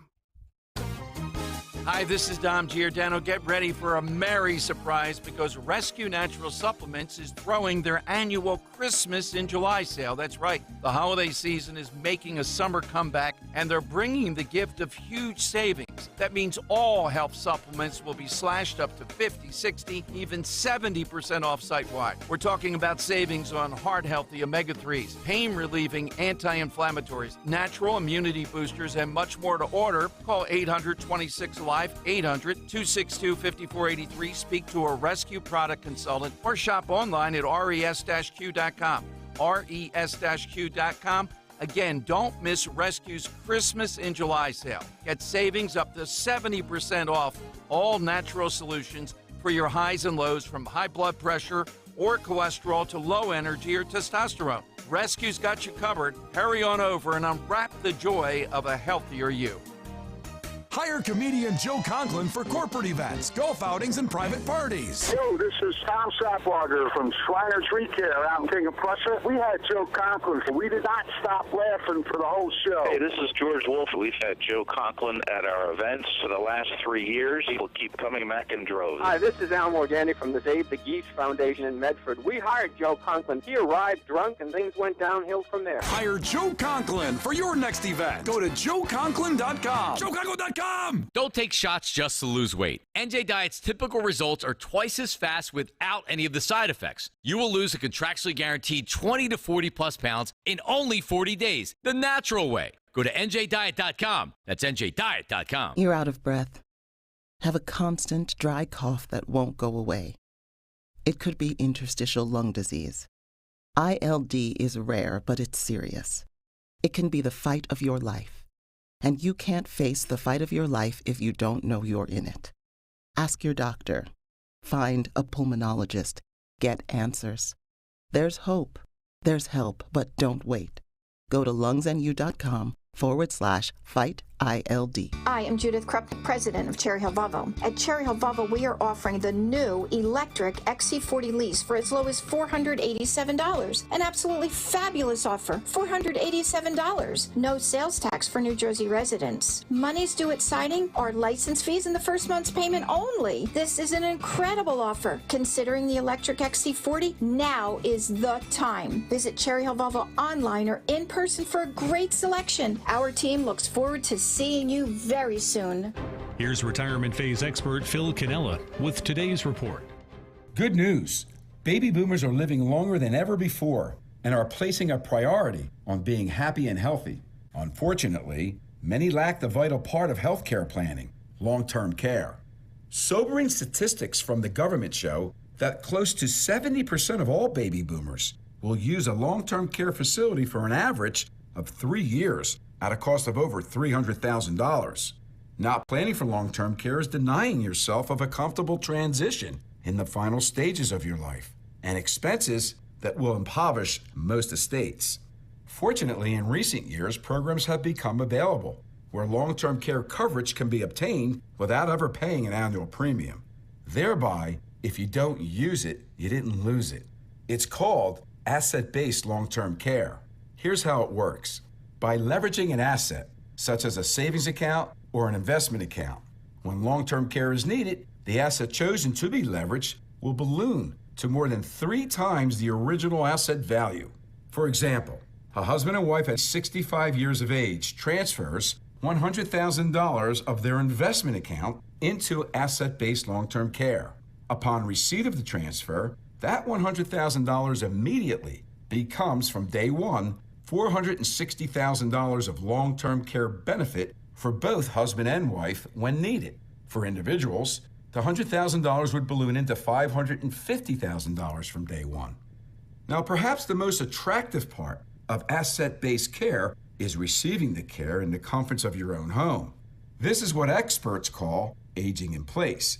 Staying in the comforts of your own home, assuring yourself of a comfortable transition in the final stages of your life and not have to worry about impoverishing your estate. It also allows your loved ones to have more of an opportunity to visit you because you are home. However, should a need not arise for long-term care, your beneficiaries would receive the remaining contract value.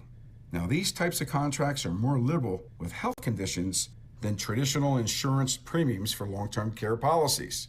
And age is a determining factor for benefits.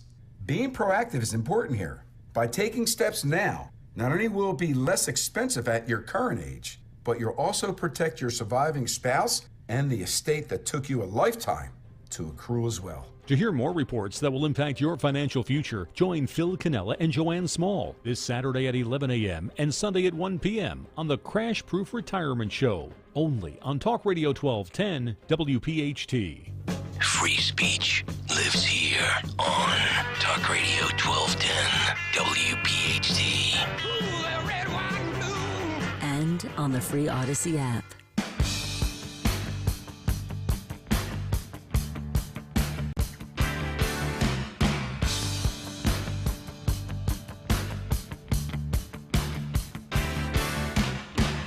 What's on the cut sheet? Well, you're going to find out in just about 10 minutes, as that is coming up at 7:45 this morning. Kayal and Company, Talk Radio 1210 WPHT, Nick, Dawn, and Greg. Daniel Valdez, Anthony Dorenzo here as well. Joe Rogan keeps apparently turning down requests from Donald Trump to do the podcast. Get to that story here in about 5 minutes before the cut sheet. But one thing I do want to hit on, because I saw this over the weekend, and this is a great story, because I think we've all kind of reached our exhaustion and fatigue point, and the shelf life has expired on some of the DEI nonsense, where people are not getting jobs based on their resume, their skill sets, their merit. Obviously, huge stuff in late June when it comes to the Supreme Court of the United States and the end of affirmative action, where, no, you're actually going to get into college based on what you've achieved and accomplished, not on who you are and what boxes you check. Well, that apparently is running its course in corporate America as well right now. My sister, who's, like one of those big-time HR people and has to always have training sessions on it and slideshow presentations and PowerPoint this and DEI. And so here's the latest from the Wall Street Journal. Headline, thousands of diversity and equity officers have been laid off and left-wing activists are starting to panic. The report said that thousands of diversity-focused workers have been laid off in the last year after many companies had rushed to prove that they were, in fact, implementing diversity, equity, and inclusion policies, which we know is a huge piece of messaging from the Biden administration. I think Kamala Harris is the face of the DEI movement. Quote, there's a combination of grief, being very tired, and being in some cases overwhelmed, said Miriam Warren, a diversity officer at Yelp, which is obviously one of the big companies out there, and a lot of people either have the app or use the website YELP. The report cites that, quote, frequent social media firestorms to explain why some companies are pivoting away from DEI officers. And keep in mind, you've got Larry, Larry, I'm drawing a blank on his last name now, from CEO of BlackRock, Larry Fink. No, I don't think that's right. Larry something. You guys will know it. I forget his name. But anyway, as Joe Biden would say. Anyway. Those might include, those social credit scores. Larry Fink. Larry Fink. What did I call him? Larry. Did I get it right? I think you did. I think I got it right. You said Larry Fink. Yeah. Okay. Larry Fine. Yeah, Larry Fine, Larry Fink. Same guy. And we know we've got all these, CEI and ESG scores. Well, now, according to one estimate, the DEI industry, which ballooned, and this is really what it's all about, it ballooned to $3.5 billion in 2020. Since then, chief diversity officers are experiencing a 40% higher turnover as compared to other positions. The report cites a lot of issues for a lot of companies. They may include the Bud Light debacle over trans influencer Dylan Mulvaney, the backlash against Target selling LGBTQ-themed products by a designer who promotes Satanism and violence, and then a separate study found that searchers of chief diversity officers have dropped by over 75% in the last year. One HR hiring expert said it was the lowest demand he had seen in 30 years. Quote, they're telling us the only way I want to go into another role with DEI is if it includes something else. That was explained to the Wall Street Journal by Jason Hanold. The Wall Street Journal reported mirrored complaints from LGBTQ activists that companies weren't calling on them during this year's Pride Month like they have in previous years. I think a lot of that has to do with the fact that there was a lot of pushback this year for Pride Month. One activist went on to complain that the usefulness of white guilt had run out at these companies. Critics of DEI, like journalist Christopher Rufo, praised the developments in the report from the Wall Street Journal, saying, "We are crushing the DEI industry, but this is just the beginning. We will not stop until DEI is abolished from American life." Now, I don't know that it will ever be abolished, because I think there's always going to be woke corporations that are seeking these credit scores from a social standpoint, and these lobbyist groups are very powerful. We know what the backdrop is with this, but I do think a lot of Americans have reached the point where they are tired of the DEI nonsense, because to me, if you're a capitalist, if you believe in merit, at the end of the day, it is about getting the right people in the spot, in the position for the opening. And it shouldn't matter, for one side of the political spectrum to always be focused on identity politics and race, and then say other people are racist. They're sure hell-bent on making sure that race is a factor. Whereas I feel like it's kind of the inverse on the conservative side, like where you're at a point now where you're colorblind. Just give me the best person. Like I've given the example on this show many times. If I was opening, and these are all big businesses, big corporations, Bud Light's going to take a hit in their market share. But at the end of the day, Bud Light's never going to go out of business. But here's the thing. With small business owners, most small business owners, I think it's 83% of small business owners, even though they have autonomy and they're their own bosses, they still live paycheck to paycheck. So if I told you as a small business owner that you had to adhere to DEI hiring and you had 10 positions and you tried to check off boxes, but you run the risk of failing and going out of business, well, what would you do? You would probably hire the 10 most qualified people. And if that meant 7 gay people, so be it. If that meant 5 out of 10 people being a minority, so be it. Because your goal when you open up a small business is to turn a profit and get away from working for somebody else and be your own boss and have independence and be an entrepreneur. So I've never understood the push for DEI beyond the metrics that they try to quantify. I mean, Dawn, if you ever, left radio and wanted to open up Dawn.com, would you hire the best qualified people, or would you check off boxes so that everybody says, wow, that seems like a very inclusive place to work? I don't know about you, but I would want to make money.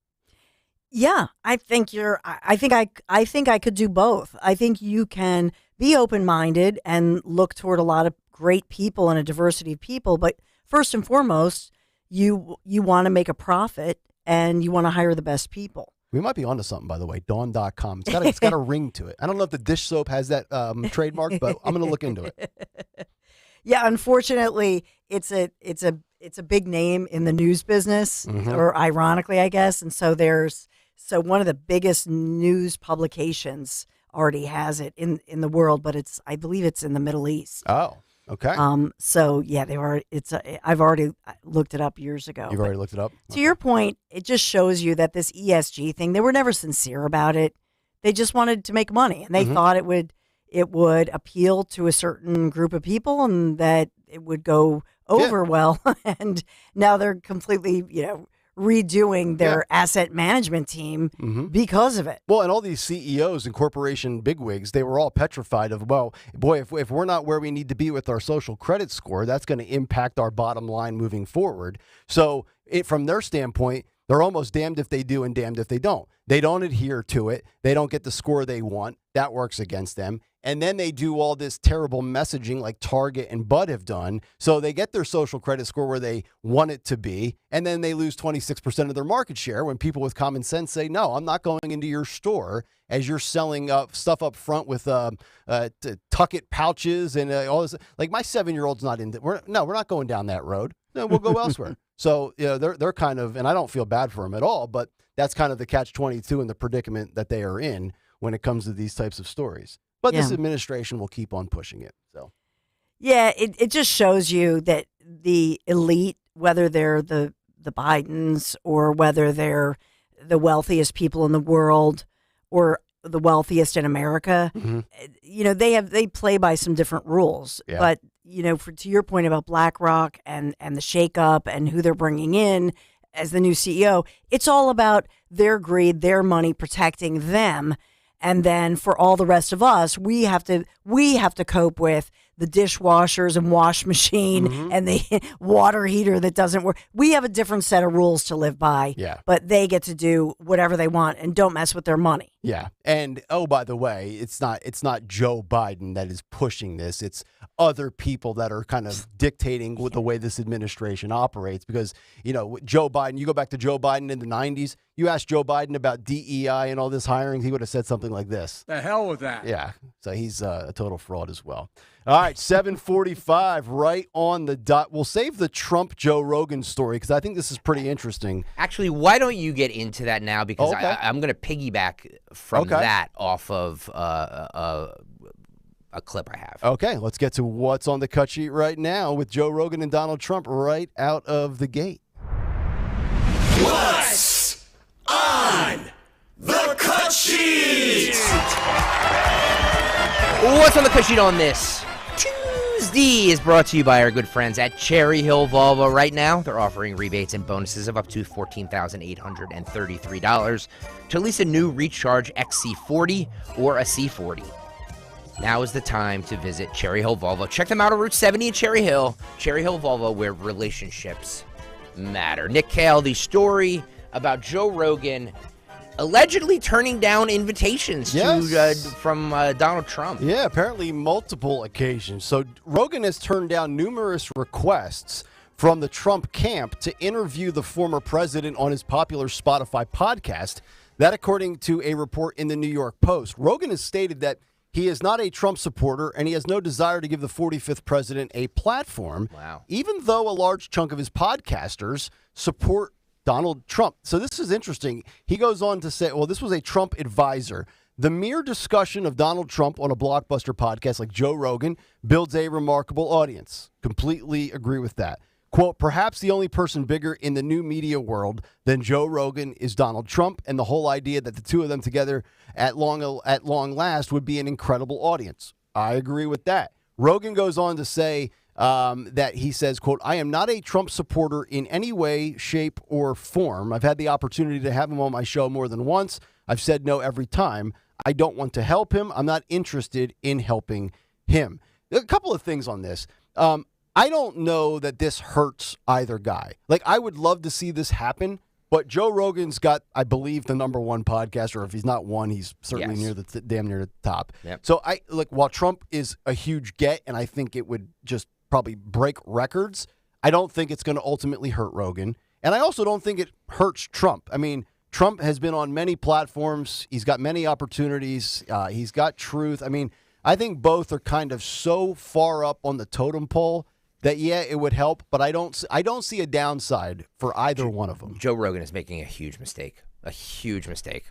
Yeah, but I don't think it's going to hurt you. How does it hurt him though? I don't know if it hurt. Well, I mean, look at the boycotts. Look at the boycotts that have happened. I mean, we never know what's going to take hold and what's not going to take hold. And for Joe Rogan to think that a huge majority of his listeners are not Trump supporters is very naive on Joe Rogan's part. Now, look, he's I've said this a million times.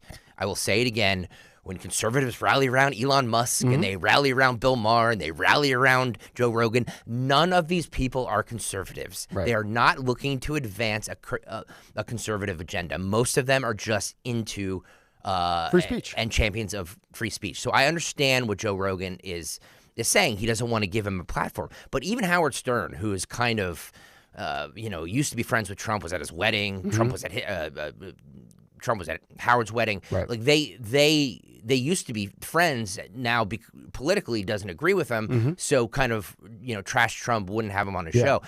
But yeah, I don't like the fact that he's not willing, and you don't have to worry about. I don't think Trump needs your help. But the fact that you won't put him on, that to me feels like a passive aggressive deplatforming attempt. Stern has said that there is no better radio guest than Donald Trump. I would agree. And I would agree with him 100%. Yeah. So, I think that Joe Rogan is just, out of spite, is just doing this, and he could have probably one of the highest rated, highest viewed, highest listened to podcasts ever. Yeah. Oh, yeah. If Trump was on for 2.5, 3 hours, like he has most of his guests on. Yeah, I agree. Can you imagine? I think it would be huge, and I don't like the fact that he doesn't have him on.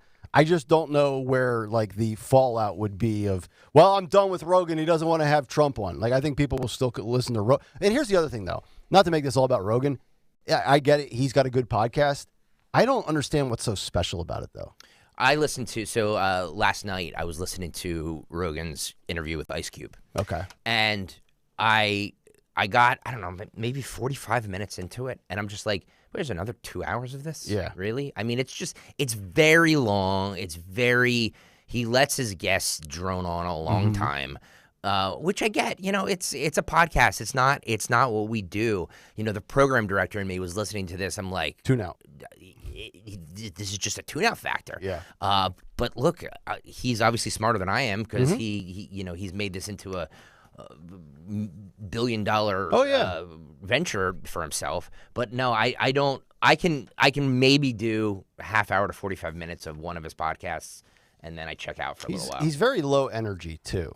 Yeah. He's stoned. So no, I mean the first scene in the first segment in the interview with Ice Cube, he's taking a bong hit. Yeah. Well, that's just it. Donald Trump has zero tolerance for that. He's not going to sit there and be interviewed by somebody who's smoking pot or drinking, because Trump doesn't drink. Right? Yeah. But it's obviously a Trump advisor who released this. So obviously they're fishing around to see if they can get him on Rogan's podcast. Do you think it happens eventually? Next year would I don't be a know. great time to do it. Yeah, I don't know. I think that this is hype. Yeah, as in, I think it's total hype. It on would be both, genius if it on was. both sides. It would be genius if it was. They're calling it a standoff. Mm-hmm. Come on, these two. It doesn't feel like there's animosity. Well, there's also rumors. There's also rumors that Tucker's people had reached out to Joe Rogan, and he said no on that as well. So, which I find interesting. Rogan doesn't want to have Tucker on. Allegedly. Okay. I have no idea. Again, these are all just rumors. Okay. This is all promotion to get everybody talking about it and debating it. And do what we're doing right now. It's free promotion that they get.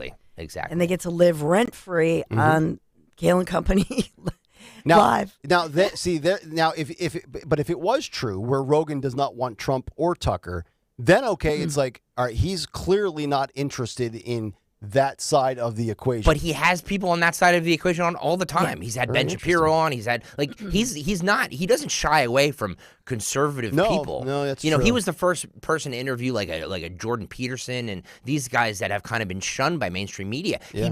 He doesn't shy away from that at all. Maybe it's something, but they're cool. Trump and Rogan are always cool at UFC together, which is really interesting. Yeah, they're hyping this. Yeah. We're being both pimped. showmen. Yep. They're both showmen. Yeah. This is a long. The reason I wanted you to bring this up, Nick, is this is a long-winded way of me saying that Donald Trump was on the UFC Unfiltered podcast with Jim Norton and Maddie Serra. I don't know if you guys saw this, because this is way more interesting to me than any policy.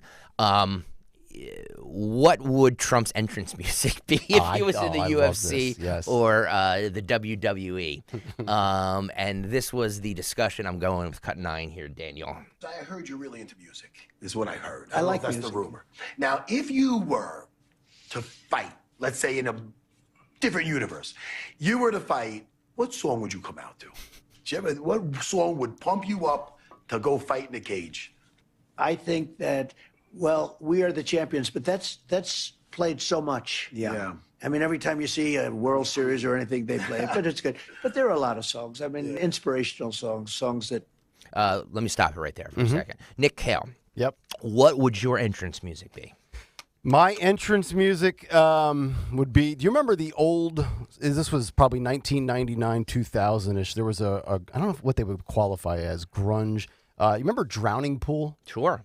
Remember Let the Bodies Hit the Floor? That's your that song? would be, because I would just want to drop people and let them hit the floor. Okay. Not to get real dark, but hey, entrance music for a fight and I got to knock somebody down, let the bodies hit the floor. Maybe we could play that coming out of a break one day. Yeah, I'm trying to pull it up here. Dawn, what would yours be? It has to be a song. I'm trying to think of, there are so many hit songs about I'm a woman. So it would be a song that, and I know Shania Twain, Man, Feel Like a Woman. Yeah. But here it is, Dawn. Here you go. Yeah, this is pretty badass. This was a good hype song for football back in the day.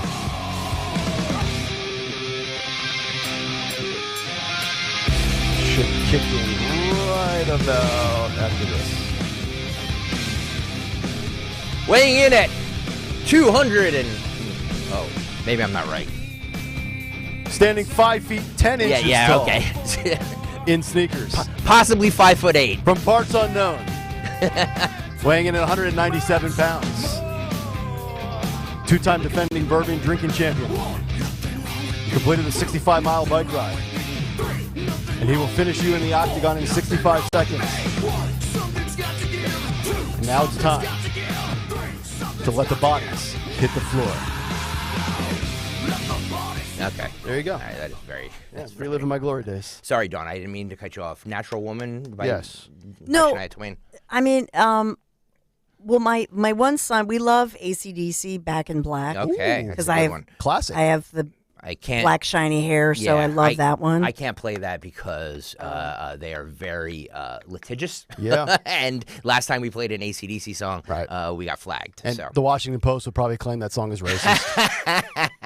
But I do like Back in Black for you. Yeah. Okay.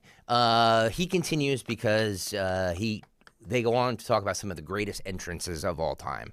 Make you want to do it. Didn't Tyson just come out to it like a? Wouldn't he have a weird like a sound? It wasn't even a song. He came out, but he came out and it was exciting. I don't know if you ever saw it. Vince McMahon is another one. He's fantastic. Yeah. He's a fantastic guy, and one of the best ever. Yeah. And he would have The Undertaker, and he had a song for The Undertaker. Now this wasn't inspiring in terms; it was a song for. But it was one of the greatest entries into a ring ever, where The Undertaker comes into a ring. I did a fight with Vince, the Battle of the Billionaires. It's still supposedly the #1 ranked pay-per-view fight that they've ever had, which makes me feel happy. Was that fun? But just before me was The Undertaker fighting somebody, and it was incredible. The song, I said, Vince, how are we going to beat this? This is not good to follow that fight. But Vince is another one. He's done a great job. It's amazing how many MMA fighters love WWE too. Yeah. Like a lot of guys like Rock. So there you go. The Undertaker's entrance, the greatest Yeah. of all time, according to Trump. I love these sort of interviews. With him these are because great. He's so comfortable in this Yes. situation. He's right in his element. This is his wheelhouse. The only question is he talking about The Undertaker with his like dead man entrance or when he changed it up to the Kid Rock American Badass entrance, which Trump actually comes out to at UFC now. Like this past 2 weekends ago. I think he's talking about the bong and the And that. by the way, too, if you've ever seen that match where Trump and Vince get into a wrestling match, it's so good. And then Vince loses and has to shave his head. It's so good. And Trump's fist pumping in the ring. But this is what I meant. Not really entrance music, even though it's a fun topic. This is what I meant about Donald Trump being the greatest radio podcast, whatever guest you could possibly have. He is comfortable talking about anything. Yeah. He used to rate women on Stern show. He's like, she's a 5. He's she's a 6. He's the easiest interview of all time because you come up with one question and you wind him up and let him go. Absolutely. So I think Joe Rogan is making a mistake for not having him on. There are some people that you interview, and we've all been in this situation before, where you have a guest on, you don't know if they're going to be good or not. They have nothing to say. You go through your little bag of tricks, who, what, where, when, why, how, and then you start thinking on the fly, and they're just giving you nothing. And it's a terrible interview. You know your audience hates it. You think it sucks. Trump's the complete opposite. He's like an interview. He's like a wet dream interview. You can't ask for anything more than that. But the two of them together could be explosive because Rogan has this way about him where you feel laid back. And you go along and he's very conversational, and then pow, he asks that question. Yep. He gets the honest answer because the interviewee is disarmed. And, well, in a lot of cases, high. But in the Trump case, he becomes comfortable with somebody, and then he's honest. And that can be good. Sometimes it could be bad. Yep. Remember yesterday we discussed the new woke Snow White. It hasn't come out yet. I think it's coming out next year. But the two stars of it, Gal Gadot and Rachel something, were interviewed on the red carpet. For those of you who weren't tuned in yesterday, what is the new Snow White going to be about? We talked about this because of the new Barbie movie, because the same director that directed the Barbie movie is also doing Snow White. And this is what they said about the direction the new Snow White is going in. You said you were bringing a modern edge to it on stage. What do you mean by that? I just mean that it's no longer 1937, and we absolutely wrote a Snow White that is not going to be saved by the prince. She's not going to be saved by the prince, and she's not going to be dreaming about true love. She's dreaming about becoming the leader she knows she can be, and the leader that her late father told her that she could be if she was fearless, fair, brave, and true. And so it's just a really incredible story for, I think, young people everywhere to see themselves in. Snow White is running for president. I'm launching my campaign.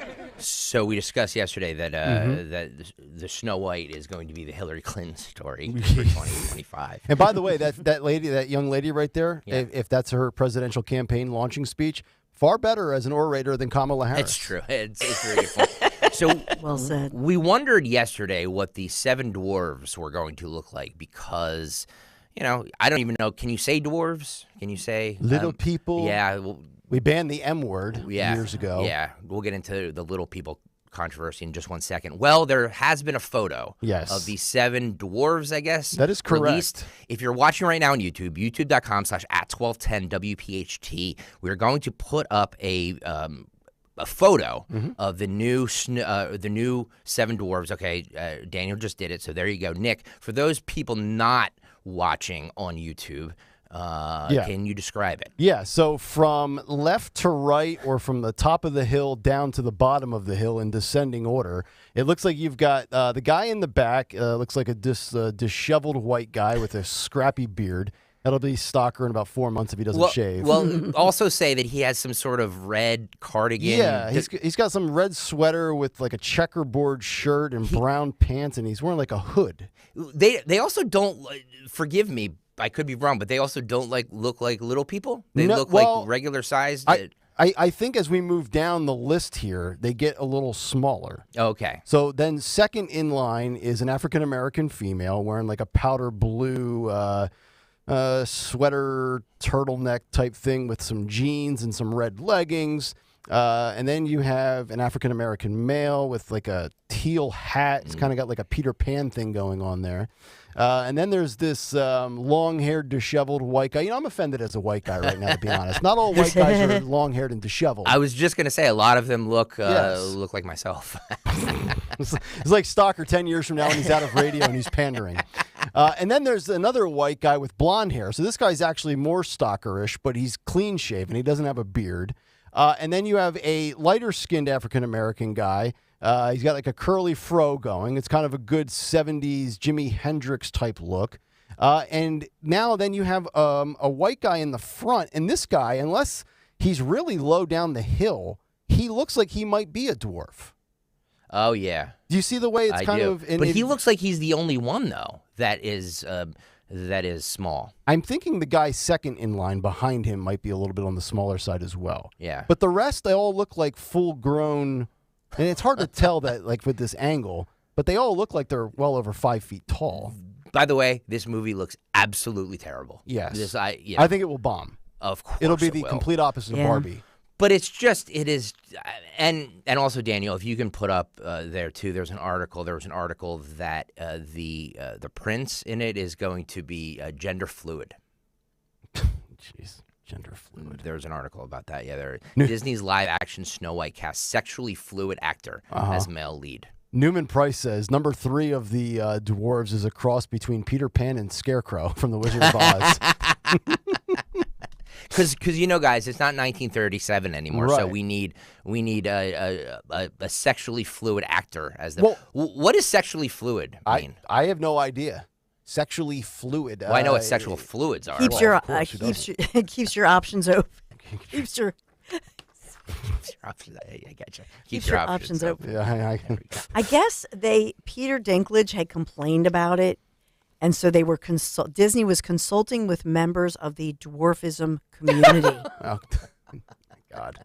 But didn't they take jobs away from people who are in the dwarfism community? Could they not have celebrated the dwarfism community by hiring all individuals with dwarfism. Yeah.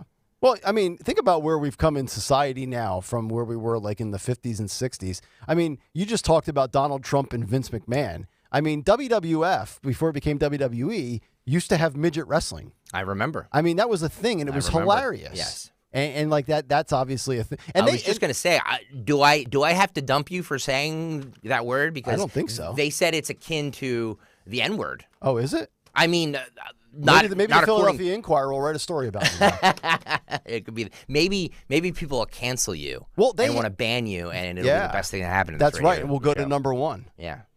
I started typing in DuckDuckGo, is midget mean word? And so just to see a term of a person unusually short stature considered, yes, it's a bad word. Right. It's an offensive word. Well, they had dwarf wrestling. I'll use that word instead of the M word. They had dwarves wrestling as recently as about 10 to 15 years ago. Yeah. There was a little Irish guy. They called him Hornswoggle. He was great. He'd come out from underneath the ring and bite you in the ankle. A little pain in the butt. It's hysterical. And he seemed to enjoy Yeah, doing that. he's getting a paycheck. He didn't care. Speaking of that, are you guys familiar with the K-Rod cast?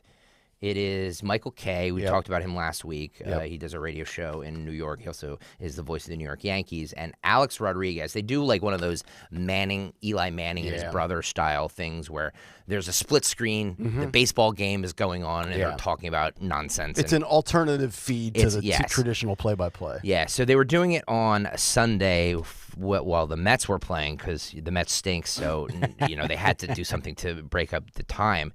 They were explaining the differences in hitting approaches between generations, his generation, meaning A-Rod, and the current one.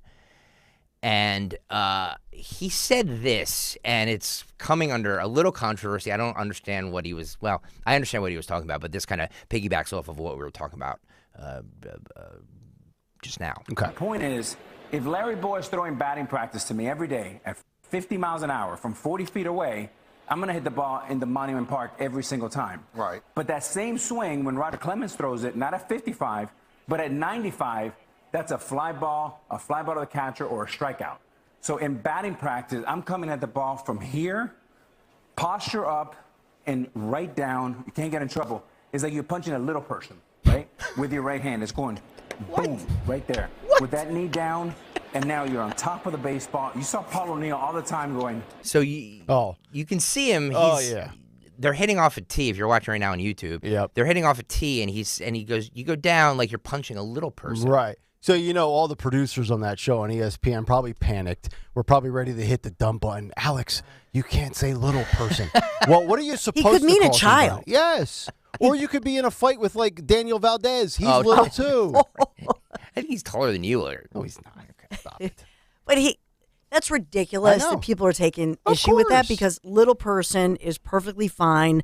Had he said the M word, so then if he would have said short person, that would be. But maybe short's offensive. How about vertically challenged?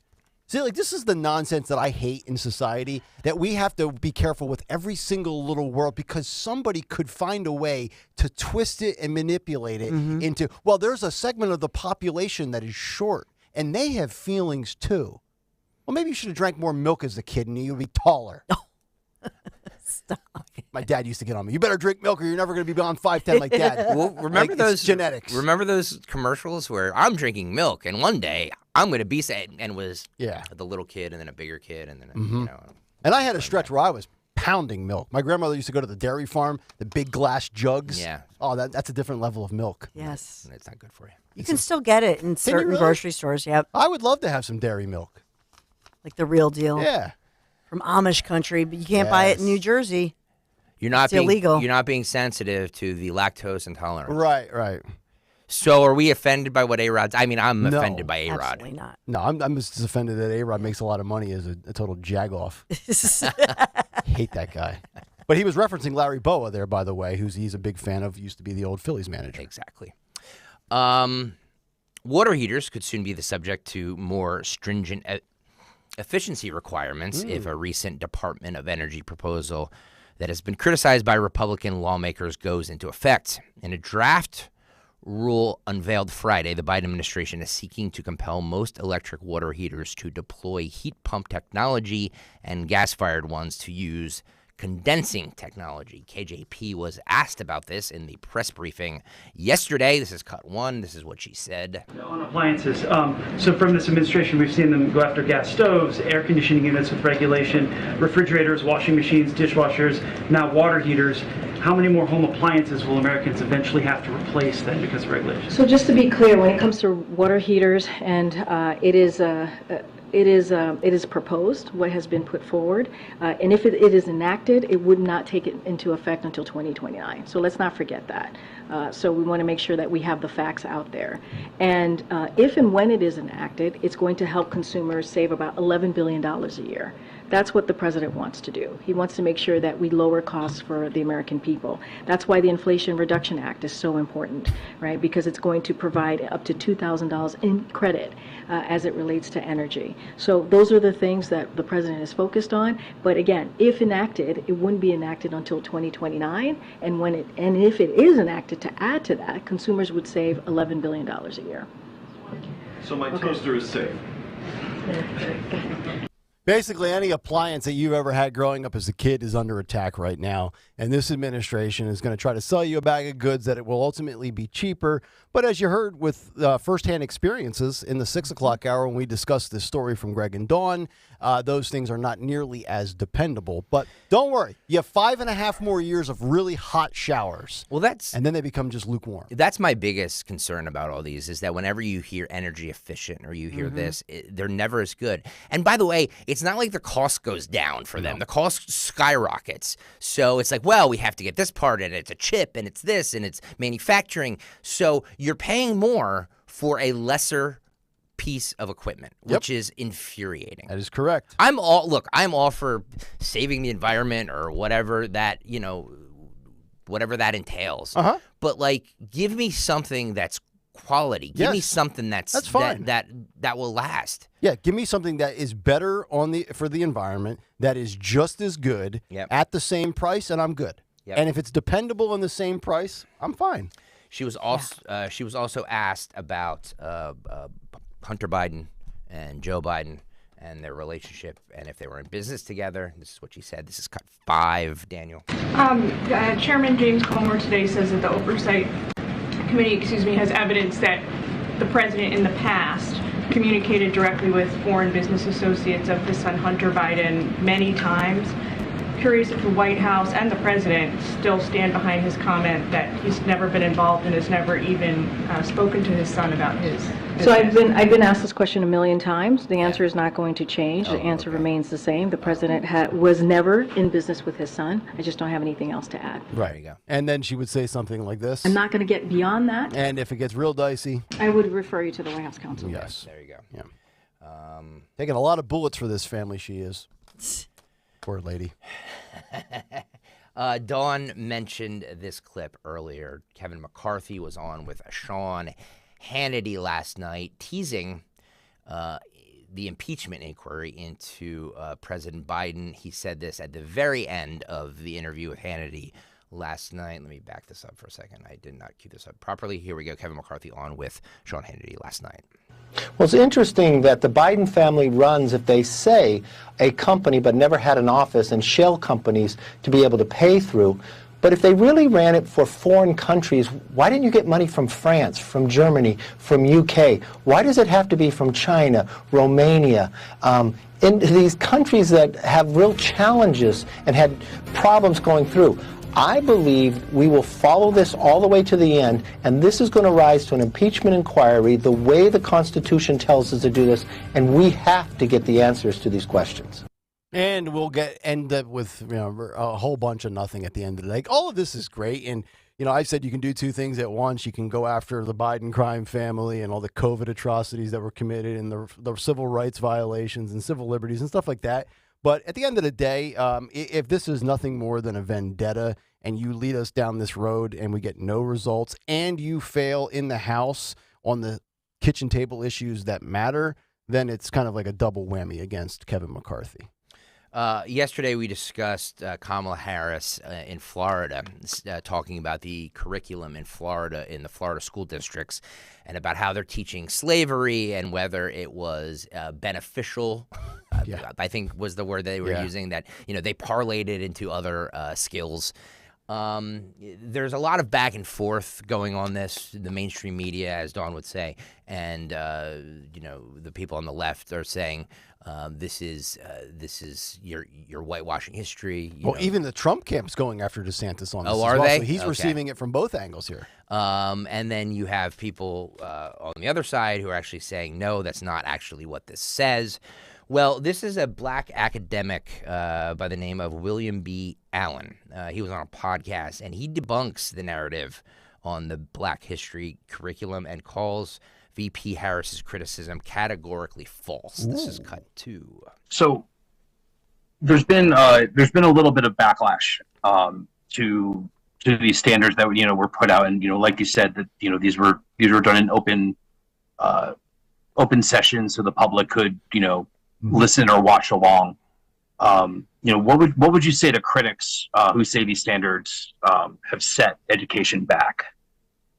Well, I can't answer critics whom I haven't seen or heard. The only criticism I've encountered so far is a single one that was articulated by the vice president, and which was an error. As I stated in my response to the vice president, it was categorically false. It was never said that slavery was beneficial to Africans.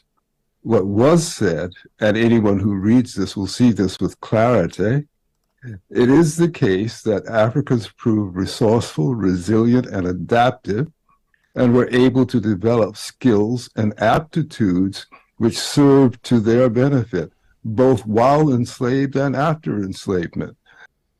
So once again, Kamala Harris kind of throwing out a racial stink bomb that somebody of the African American community vehemently disagrees with, which you just heard there. And then there was also a CNN panelist that roasted Kamala Harris for this as well. So I think a lot of people, if you have an open mind and you're actually willing to take the time and go and read it on, I believe, one of the Florida educational websites, you will see what it is. But of course, it's been weaponized against DeSantis in the state of Florida, which, look, at this point, if you're looking at polls, I don't even think you need to weaponize anything versus DeSantis. He's kind of drowning on his own right now. Well, I don't know about that. There was a story I saw yesterday. I don't know how much endorsements matter, but I think the Florida Police Union. Yeah, they backed them. They backed DeSantis. They never endorsed a candidate before. In 2020, they endorsed Trump, and they just put their hat in the ring for Ron DeSantis. So I don't know how much of that matters. Right. How much endorsements matter.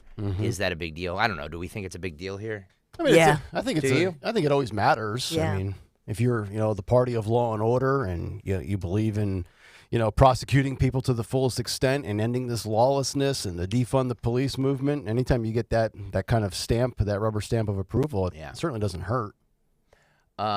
Speaking of the Florida curriculum, The View, of course, went into hysterics over this.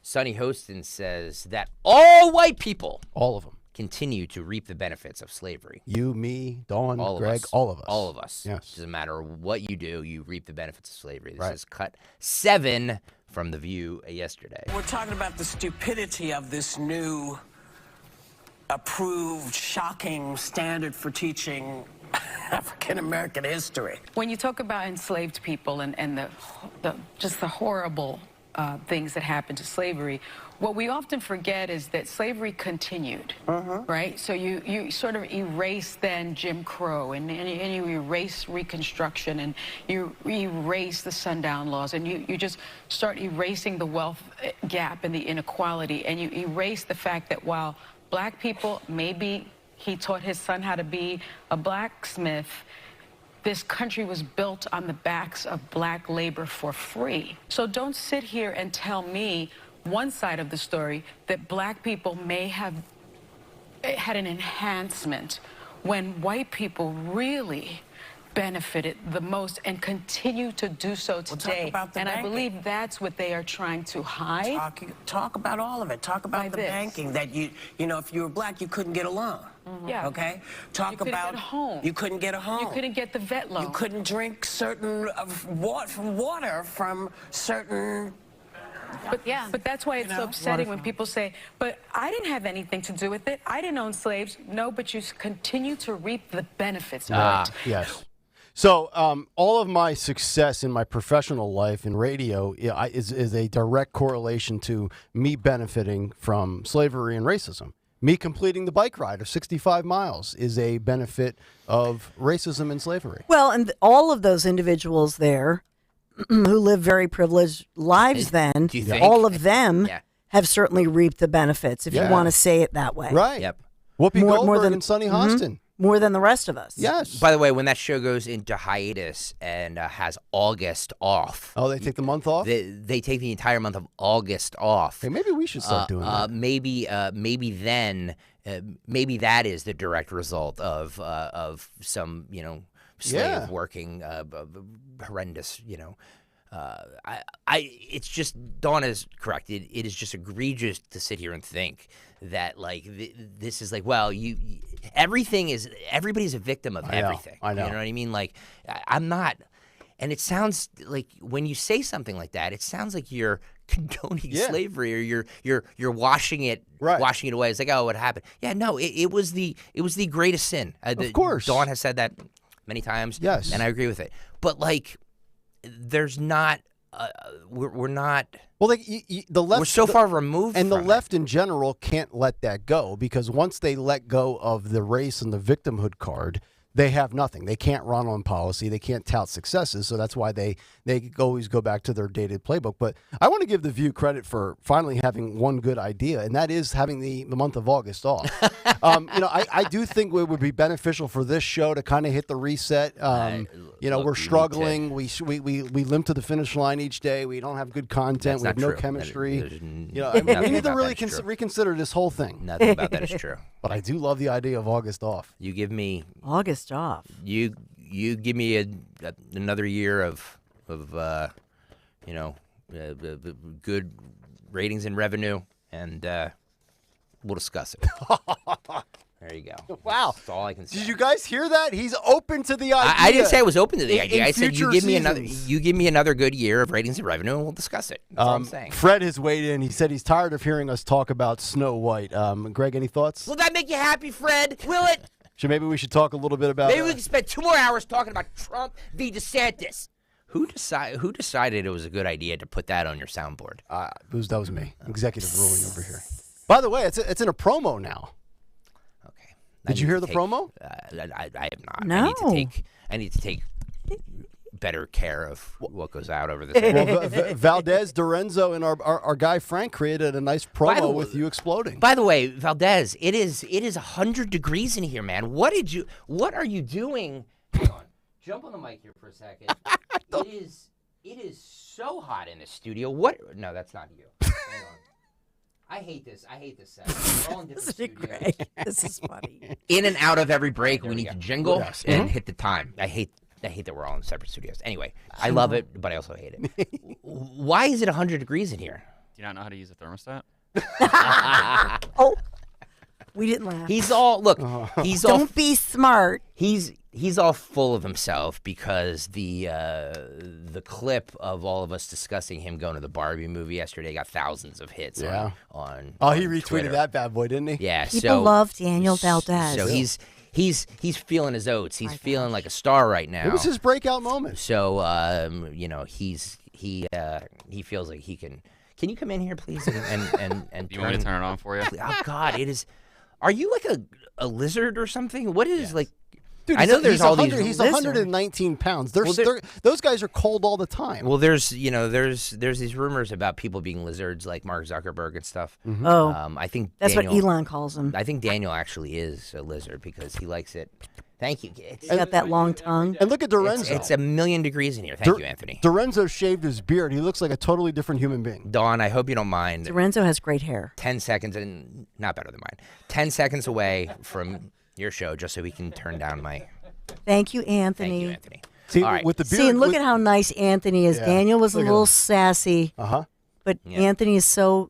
I know his mom and dad and Nana are listening. Oh, for God's and sake. Mary. Well, I love his dad. His dad, who's in the audience, probably doesn't know or care, but his dad's one of the sales reps here. Yeah. And which explains how he got the job. That is not true. That is not true. It actually worked against him because that's right. I believe he interviewed with a former PD here, and they didn't want to. Yeah. They didn't want that, but he's good. Just so his dad's a hoot.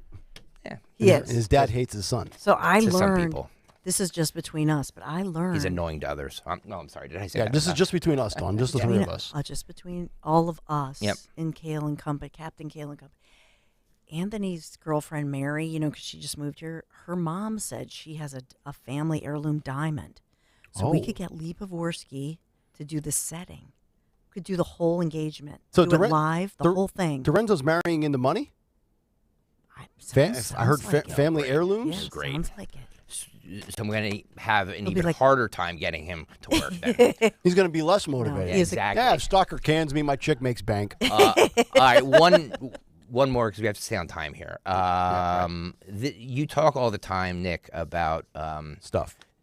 Yeah. This TikToker has a breakdown. And by the way, you have to watch the video, youtube.com/@1210WPHD. I'll play the video in 1 second. Go over there and watch it right now.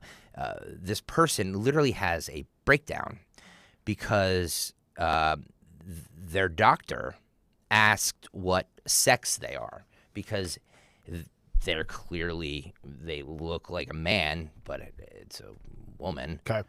And she just can't handle the fact that her doctor just can't wrap their arms around this. Cut 4. Understand why in the year 2023, doctors are still forcing their trans patients to sit there and misgender themselves multiple times over and f***ing over again. Let me stop it for you, Nick, if you want to describe what this person looks like. Do you see it? Yeah, 1,000% a dude. He's got the. Well, no, it's actually a woman. It's a biological. That is a biological woman. Wait, what? Yes. Oh. Yes. Oh, okay. You'll hear that later in the clip. Okay. Well, he's got the beard going and spiky, raggedy hair that's been dyed. Not the typical purple, which is usually the dead giveaway, but it looks like a kind of a bleach blonde or a neon fluorescent color. And of course, the nose ring is present. The nose ring is really the key to the whole setup. All right. This person continues to satiate their confusion and curiosity, and how they seem to just not be able to understand how I said I take testosterone because I am transgender, my body doesn't produce its own, and then later saying how, like, referencing my pregnancy and this and that, and she just and then starts crying. Didn't get it. Just didn't get it. Just had to, like, really drill it in that she was confused, despite the fact that I said I am transgender. I take testosterone.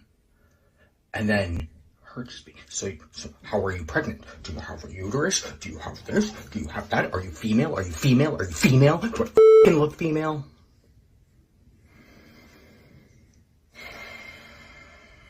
Anyway, I'm still not any closer to getting the referral that I need for the bronchoscopy to find out about the hole in my lung. But at least my new PCP got me to say that I'm female. So there's the American healthcare system in a nutshell. Okay, so that's let's pause it. I want to keep this picture up for those on YouTube. I'm going to say a prayer for @Kane the Dad on TikTok, because that right there, folks, is Exhibit A of a mental health breakdown. Yeah. But he says, or she says there at the end, that I want my clinician to say that I'm female. I don't think this is a biological female transitioning to a guy. I think this is a guy transitioning to female. No. No. This is a biological female who is taking testosterone, which is why the voice sounded more masculine. I can't, but when looking at the freeze frame picture, and even when his hand is up in the air, I don't see anything from a physical traits perspective that shows any tells or giveaways that this was once a female. This I don't know, looks like my Aunt Esther. Your Aunt Esther had a mustache? I mean, this looks like, if you did not tell me, I would think that is 1,000% a guy. Well, when that person comes into a doctor is just looking at them and saying, all right, so you have a uterus, you can get pregnant. Are you a man? Like, what are you? Is this the toughest time ever to be a doctor? Yeah. Like, everybody used to say, oh, yeah, if you want to make great money, live a great life, be a doctor, go to medical school. And now between, like, vaccines and COVID and the trans movement and these procedures, I'll tell you what, if you're going to be a doctor, I don't know, like, be a chiropractor or something, just so you don't have to this is a tough thing to navigate as a doctor. So that is a biological female, who took testosterone and transformed into a male, right? Right, Dawn? I mean, yes, and biological female. The transformation worked. Yeah, Lee Bo on YouTube says taking testosterone by the bucketful. Oh my God. I mean, there's nothing other than the lady parts. There's nothing left that's female about this individual. Not even the chin bone. I mean, nothing. No. But this individual just talked about other medical problems, and my question, and I'm not a doctor or medical professional.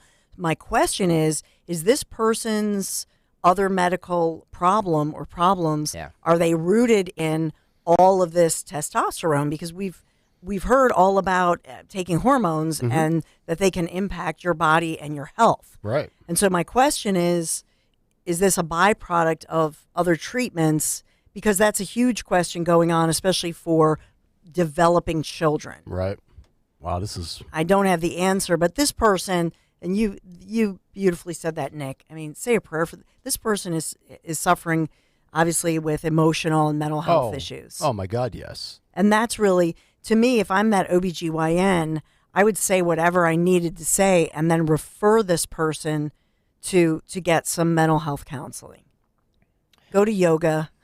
Deep breathe. If you've ever wanted to go to medicine, now's never been a better time to be a dentist or something. Brave Mango on Twitter says, or X, whatever the hell we're calling it, says sexually fluid is the same as gender liquid, but the actual fluid may be different. My head I have no idea what any of that means. I don't. Good God. You know what? There was a time when the fluid, it might have sounded hot, but that just kills it, right? That's a buzzkill. Yeah.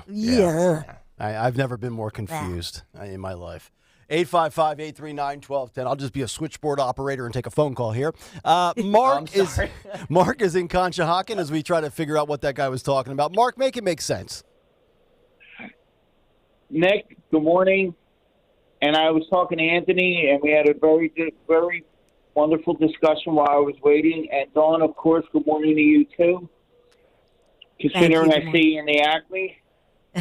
Oh boy. In the Acme. Helping me out. Hey, I'm horrible at the self-checkout. Don't pick on Dawn. I got your back, Dawn, all right? No matter what they try to do. So, anyway, I was telling Anthony that I'm so sick and tired of people whining about race and all that. It's just a smokescreen. And I was telling Anthony, I'll be 62 next month, and I've worked with all kinds of people, and I've never heard them say anything like that in my life. All they worry about is trying to get through in life. And you know what? Life throws you a bunch of curves, and believe me, I've had my share, but you know what? What kind of father would I be if I taught my son how to whine and be a victim? Well put. No, Mark, you're spot on, and we appreciate the phone call. I mean, the reality is I think a lot of people on the left have realized that victimhood pays, and in this world that we live in where everybody's perpetually offended, it's an easy, convenient excuse as an alternative to hard work. So I totally agree with you on that. And, playing the race card is so exhausting at this point. We've never been more inclusive as a society as we are today. And it's kind of like the little boy that cried wolf. I feel like eventually, every time the left keeps going to that card, eventually people are going to tune it out to the point where when there is actual racism, because it still certainly does exist in some segments of the country, people aren't going to want to believe it. Because if you keep always using that as a convenient excuse, it's like the little boy that cried wolf. Eventually, the big bad wolf did come, and nobody believed him. 855-839-1210, the phone number. We'll come back, get Dawn's Big Three on the other side, and then wrap up the 8 o'clock hour with Bill Maher going off against the woke mob and Ice Cube slamming cancel culture. That's on the other side, plus Dawn's Big 3 at 8 after this on Kayal and Company. Dust off those renovation plans and start designing that new kitchen of your dreams with some help from Colonial Marble and Granite. Colonial Marble and Granite is offering fully installed countertops for just $14.99 or an all-in kitchen for $6,999, including cabinetry, countertops, and sink and faucet package. You heard right, $6,999 all-in kitchen. Stop by a Colonial Marble and Granite area showroom to see their amazing selection of products or make an appointment for a free in-home consultation. Visit colonialmarble.net.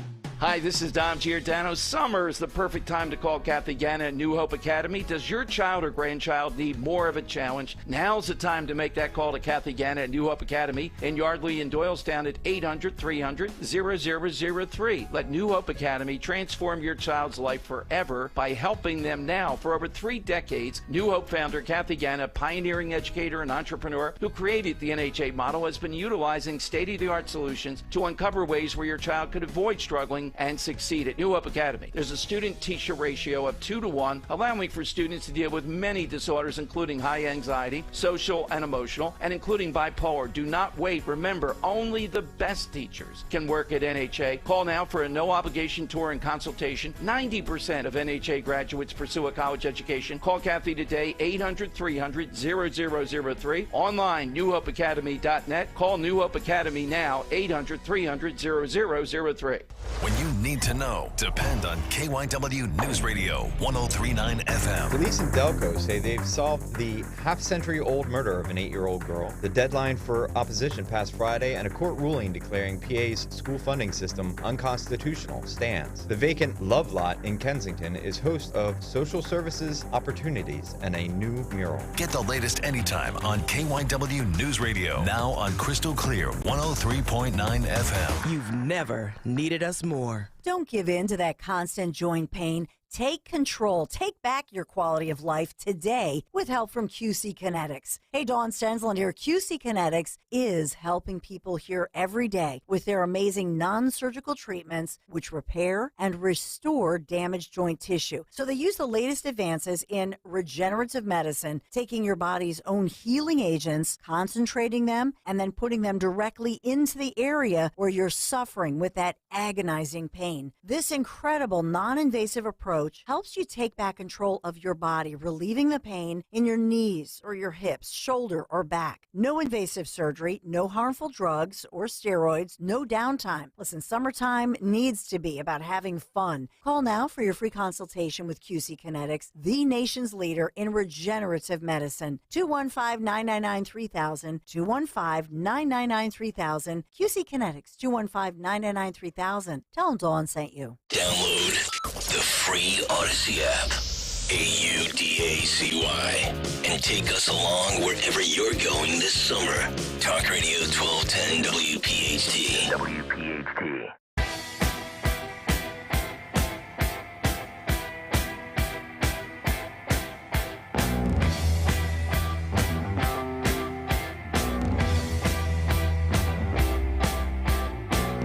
Kayal and Company, 8:36 as we continue here on Talk Radio 1210 WPHT. What's on the cut sheet part 2 coming up at 9:40 this morning. Our morning mystery movie clip at 9:20. Your chance once again for a $50 gift card to the Metro Diner. I'll give you some other specifics about what they have going on as we get closer to that. There's a lot of different categories, so to speak, of things that we discuss from a topical standpoint on this show. It could be elections, it could be Trump, DeSantis, Biden, it could be race, it could be DEI, the economy, crime, so forth and so on. And then there's also the portion of stuff that we talk about that falls under, the woke category, the cancel culture, the free speech stuff. So that's coming up in a couple of minutes with Bill Maher and Ice Cube. So, we've had a lot with free speech lately and cancel culture movement, from Jason Aldean to RFK Jr. and censorship on social media. So this is kind of one of these topics that's kind of picking up again. So we'll get to a few of those stories before we wrap up the 9 o'clock hour. But 8:37 on this Tuesday morning, it is time for Dawn Stensland's Big 3 at 8. It's the Big 3 at 8 on Kayal and Company. Big 3 at 8 on this 85-degree day with scattered showers moving through. We are sponsored by Piazza Auto Group. Number one, another alleged White House controversy is brewing, a canine cover-up. Remember those T-shirts that were made after Biden said that strange quote about a lying dog-faced pony soldier?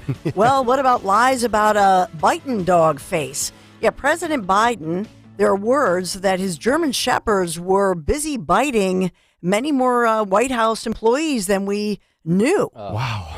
Man. This is technically a local story, right? Because Yeah. one of our listeners from Delaware has the twin of one of these dogs. So they adopted these German shepherds, beautiful dogs. The 2-year-old German shepherd Commander.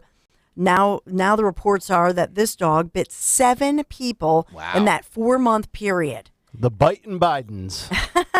After the former first dog, Major, remember, he was booted from the White House over similar kind of aggressive behavior. And so these are Secret Service communications that the Post had filed Freedom of Information requests, and this is the result of that. But nobody knew about all of these different attacks where these Secret Service uniformed officers, one had to be hospitalized for treatment after the dog clamped down on the person's arm and thigh. And this is all Freedom of Information, requests. And ultimately, it was the legal group Judicial Watch that bolstered the request to get the information. Permission to speculate, if I may ask, Dawn.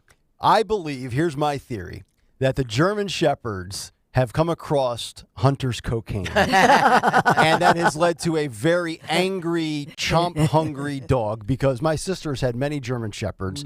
I'm sure a lot of people in our audience have dogs. Beautiful And dogs. probably love Yeah. German shepherds.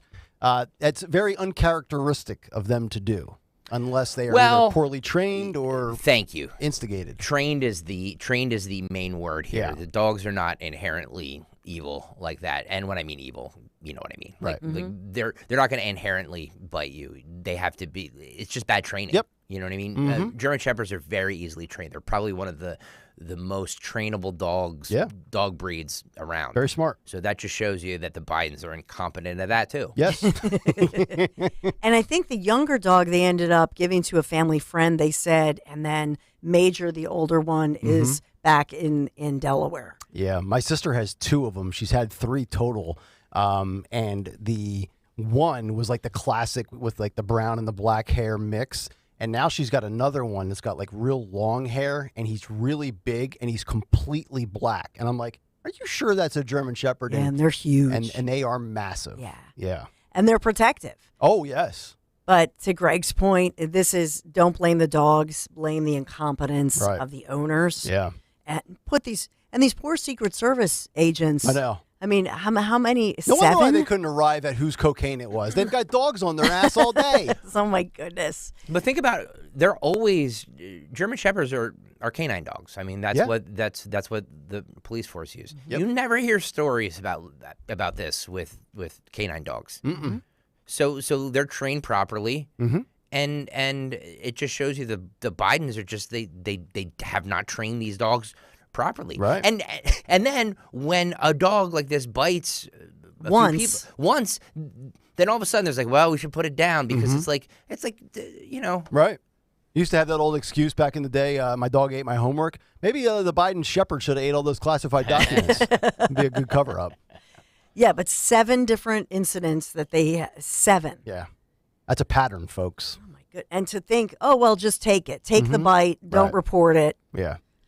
So finally, they did react, and the dogs are not in the White House anymore. So number 2, Pennsylvania porn star Euphoria, this actress, has gotten approval for a rehab program after she, had confessed and entered into this program because she had shoplifted a $45 blouse from a downtown store that sells vintage, recycled, and handmade goods. This was a Lancaster, Pennsylvania store. This has gone viral. So there's a porn star in Pennsylvania that lives in Amish country? Well, she's from, it's her Pennsylvania hometown in Lancaster. Well, I guess living in Lancaster would probably drive somebody to go into porn, right? Got to change up your lifestyle. Her name as a porn star was Chloe Cherry, and now she's Elise Marilyn Jones. I thought you said it was Euphoria. Well, she's a Euphoria. Now she works on a show called Euphoria. Oh, yeah. Yeah, I know that show. So she went in there. Still on season 2. And I absolutely hate when people say, you shouldn't be talking about this. So they busted her on. They have it on surveillance footage. She took a $45 blouse. Did anybody try to apprehend her and she punched anybody in the face and give him a black eye? She did not. She admitted. Oh. She confessed. Okay. And so now she's going to have to do some community service. I don't know what that'll involve. Helping the community out. Helping the community out. Nail at a time. So they still believe in law and order in Lancaster, huh? Yeah, exactly. All right.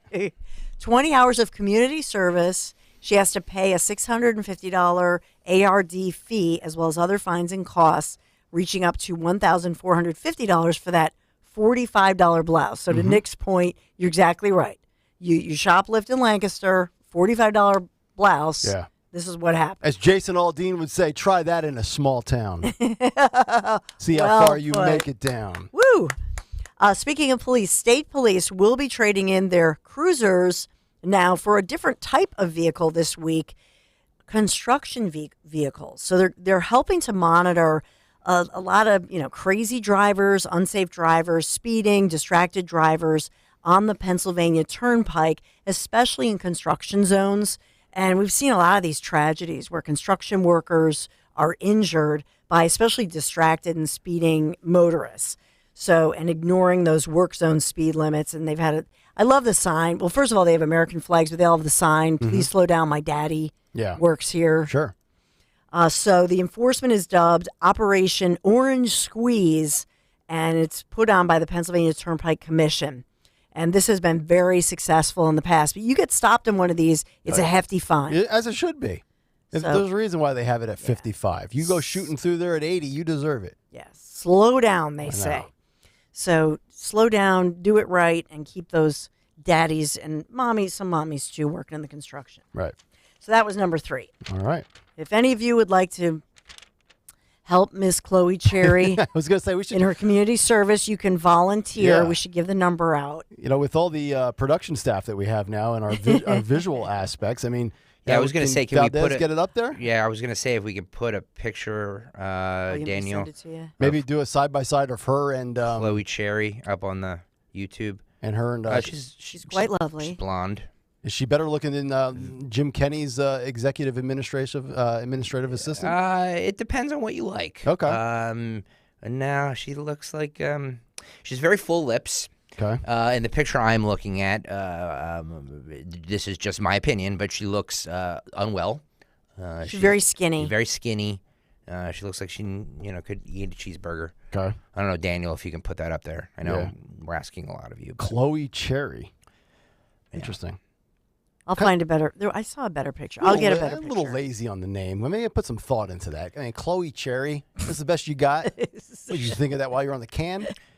She was born in 1997. Boy, I feel old. Yeah, she could be my child. It's funny you say that too. Like Valdez was born in 2000, I think.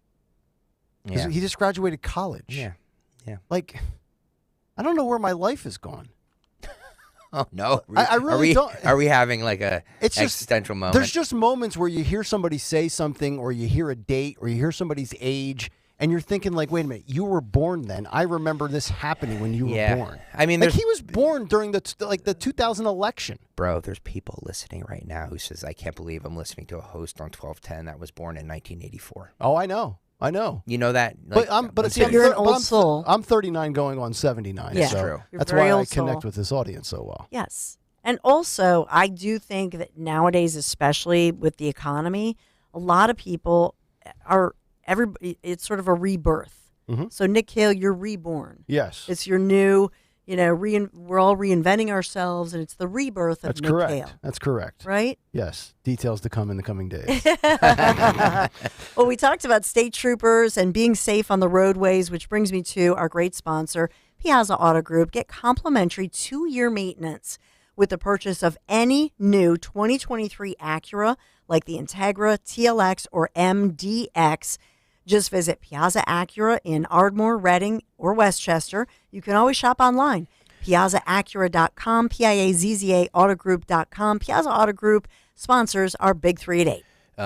Daniel has the photo of her if you want to put that up on the Yes. YouTube. YouTube.com/@1210WPHT. If you're watching right now, by the way, please hit the like button. We're only at 89 likes. I want to get to 100 likes. So if you're watching right now, please hit the like button. There she is. I mean, she. Yeah. What do we think? Yeah. No. Blonde hair. Does nothing for me. Big pouty lips. No. Very skinny. Yeah, hazel eyes. Yeah. Nah. I mean, I'm out. I'd have no interest. No. No. Okay. She's at she's at Parks Casino though. Did you see the background? There's a Parks logo.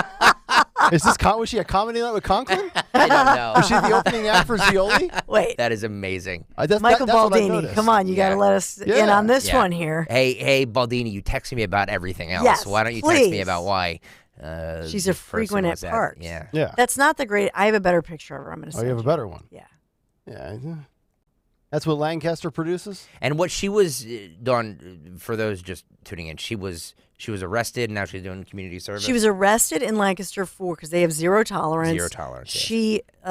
She confessed to stealing a $45 blouse at a vintage store. By the way, she bought the weird thing is she bought other items and put it on her credit card. So she purchased other items and I guess decided she deserved a free gift. Yeah. So stuck this one in her pocketbook, and she stole one item, bought others. They still had zero tolerance. She was arrested, and she has agreed to a first offenders type of program. She has that 90s look, Nick, where remember in the like Gia? Yeah, the 90s where it was like the heroin chic was in. I'm not saying this girl or the woman is on heroin. I'm not She saying looks that like at all. she could but be it's, in like it's that, a look. That you know Buffy what I mean? the Vampire Slayer show. Yes. Yeah, she kind of does look like Sarah Michelle Gellar a little bit. A little coked up though. Well, allegedly. Yeah. She looks that way. We're not saying she is. So we have to be careful, dude. She's a real person. Lancaster is known now for Lancaster for the Amish, for Chloe Cherry, and Shoofly Pie. Yeah. Yeah, there's not many great things that come out of that. Well, that's a better picture of her. She has. Yeah, there you go. Do you like the full lips like that, Nick? I mean, I'm not anti thicker lips, but on her, it's almost like they're too thick for her frame. Do those Dawn when there's thick lips like that? That she's obviously had work done, right? Or I don't know because that's the Angelina Jolie, which is natural. Yep. She's natural. Yeah. Really? Yeah. I never would have thought that. Yeah. Angelina Jolie, look at her as a kid because she has obviously famous parents. Yeah. So you can look at her when she was a little girl. She had those lips. Okay. Yep. Very interesting. Anyway. Who played Gia? Yeah. Was from Philadelphia. Okay. Anyway, I can hear people driving to work right now. This is a radio show. Sorry. We can't see what you're doing. Does that make you happy, Fred? Sorry. Will it? Sorry. Just wanted to. Every day, I try and throw a little bone to the YouTube people and throw a little visual up there. Yep. That's all I'm saying. Yep. Give me a Combine break. Angelina in the 90s with, who'd you say, Sarah Michelle Gellar? Michelle Gellar, If yeah. you know those looks, blonde, blue-eyed, full lips. Yeah. And she had a good run in the late 90s. A couple of good hits. A couple of movies. DMBSR on YouTube, the YouTube chat, says, don't you think if she was a different color, she would not have been arrested? Well, I'm not going to touch the color aspect of it, but there does seem to be a different sort of law and order thing where some people are just allowed to take things and walk out of stores, and other people get arrested. Right. So I will agree with the two-tier justice system. Oh, there's no doubt. We've got a lot of good reaction coming in on social media. Richard Nataro says, August off? Why would you want August off? I would want February off. February? That's the dream of every sports host, is to have February off. Because you could go to another place. And post-Super Bowl, there's nothing to okay. talk about. Wow. Yeah. And also in August, there's nothing to talk about. Also, we've got a good tweet coming in from Hasn't Been Sober. You just told me everything I need to know about the Snow White movie. Thanks. Now I can save my money. So he wasn't going to see it anyway. We kind of spoiled that for him.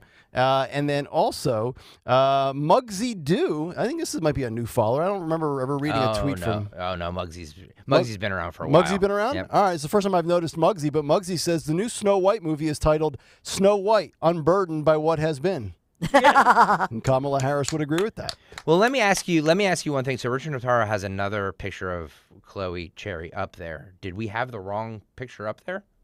Because this is what he tweeted. Yeah, this is Chloe before she got into the industry, apparently. Looks like she's Or wearing after it. like a Skittles necklace as well. What is that? Like a candy necklace. Yeah. Yeah, better, a little bit more well-rounded in the face. It looked like she was eating 3 meals a day. No, the person that we put up there is an American actress and comedian who made her television debut as Faye in Sam Levinson's mega hit Euphoria. Okay. She was born in August in Lancaster. No, that's what we're talking about. Was she a porn star? She was a porn star. Oh, yes. Then I she see her. moved on to the show Euphoria. Yeah. So her name is Elise Marilyn Jones. Okay. Her former porn star name, Chloe Cherry. I'm looking at some of her titles. School Sluts. Jeez. Chloe Cherry likes her men like her. Okay. Monsters of. 5 more minutes. Alone at Last. New Sensations. Bad Vibes. Deeper. I don't know if you 5 saw more that minutes. one. Yeah. Yeah, that's what I usually shout when I'm in the bathroom. Are you okay in there? Yeah, 5 more minutes. Making my sister. Okay, you get the. That's good. We're going to bring the show out of the gutter now, and we'll bring it back to a great cause. Catherine is in Philadelphia, and she's got some thoughts on the donations and the bike ride. Catherine, good morning. How are you? Oh, no. We tried to have her. What? Hello. Oh, was that the bus driver? I don't know. Oh, was that the bus driver? Was that somebody trying to be cute? See, we try and we try to get the show back on track, and then you people aren't ready when we come to you. I remember when I was a phone screener back in the day, I said, be ready to go when the host comes to you. Don't fumble around with your Bluetooth, get off speaker, and be ready to go. I thought she sounded like the bus driver. You have to play that audio. I can't take it. Do you hear me? No, we can't hear you, Catherine. I'm done with this. And we're done with the 8 o'clock hour. 855-839-1210. God bless that lady. I'm going to start kicking some serious ass. I know, I am too. If these callers aren't ready to go, I'm not going to come to you. It's a privilege to be on, not a right. All right, back after this, 9 o'clock hour is on the way. Bill Maher, Ice Cube, Cancel Culture and Wokeness. And then we've got our morning mystery movie clip at 9:20. Stay right there. I am Judith Krupnik, president of Cherry Hill Volvo. At Cherry Hill Volvo, we are offering the new electric XC40 lease for as low as $487. An absolutely fabulous offer, $487. No sales tax for New Jersey residents. Monies due at signing are license fees and the first month's payment only. This is an incredible offer. Considering the electric XC40, now is the time. Visit Cherry Hill Volvo online or in person for a great selection. Our team looks forward to seeing you very soon. It's college season, and parents have a lot to consider. You can say that again. You got 6 college visits, 2 down, 18 care packages. I know my baby. Then there's Parents' Weekend. Just 1? Speaking of, when you get a Citizen student loan with multi-year approval, all you need is 1 easy application. Learn more at citizensbank.com/one and done. Citizens, made ready. Chronic pain, cancer, fatigue. Find out about the benefits of medical hydration therapy on Health Watch with Dr. Molly Fantasia every Sunday morning at 8 on Talk Radio 1210 WPHT. Wells Fargo lets you know where you stand with your FICO credit score. What if you knew where you stood with everything? Like your kids' friends. Hey, boys. How do cows stay informed? Dad, don't. They read the Moo paper.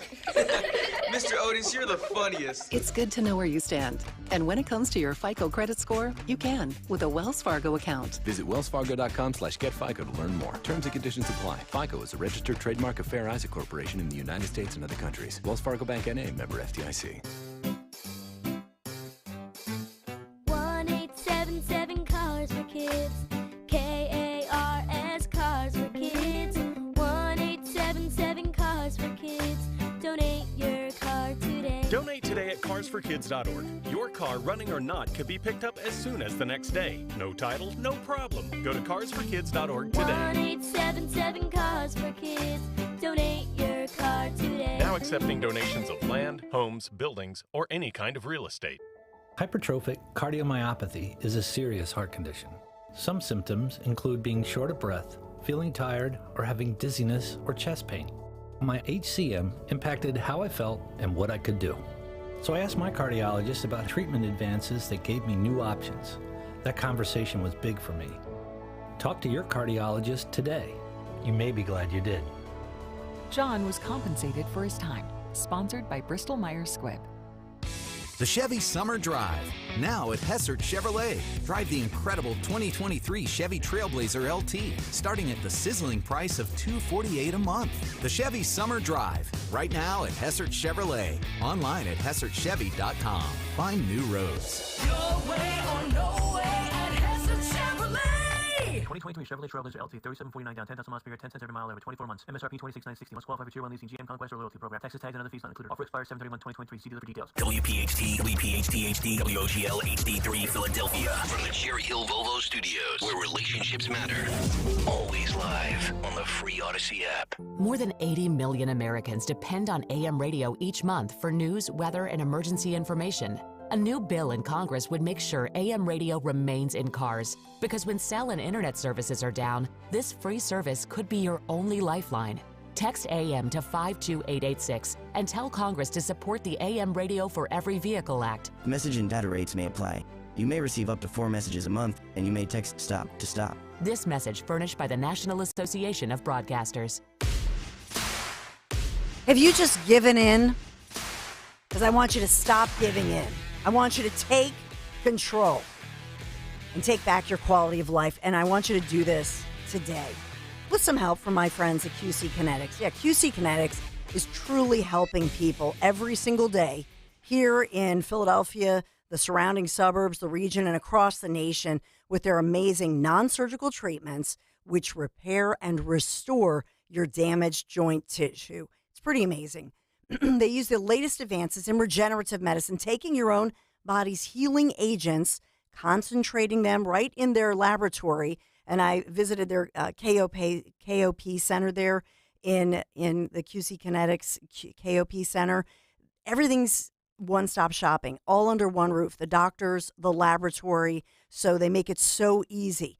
So they concentrate them right in that area where you have that agonizing pain. It's incredible. It's non-invasive, and it's an approach that helps you take back control of your own body, relieving all that pain that you've been suffering in your knees, your hips, your shoulder, your aching back.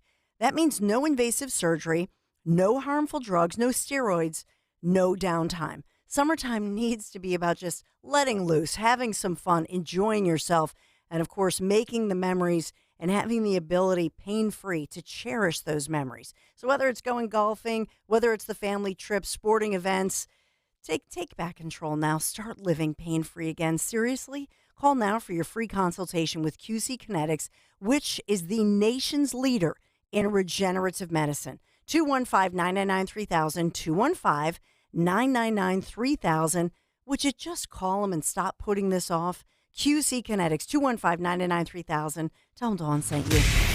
Drive in with Kayal and Company mornings 6 till 10. Drive home with Rich Zioli afternoons 3 till 7. Live and local on Talk Radio 1210, WPHT, and the free Odyssey app.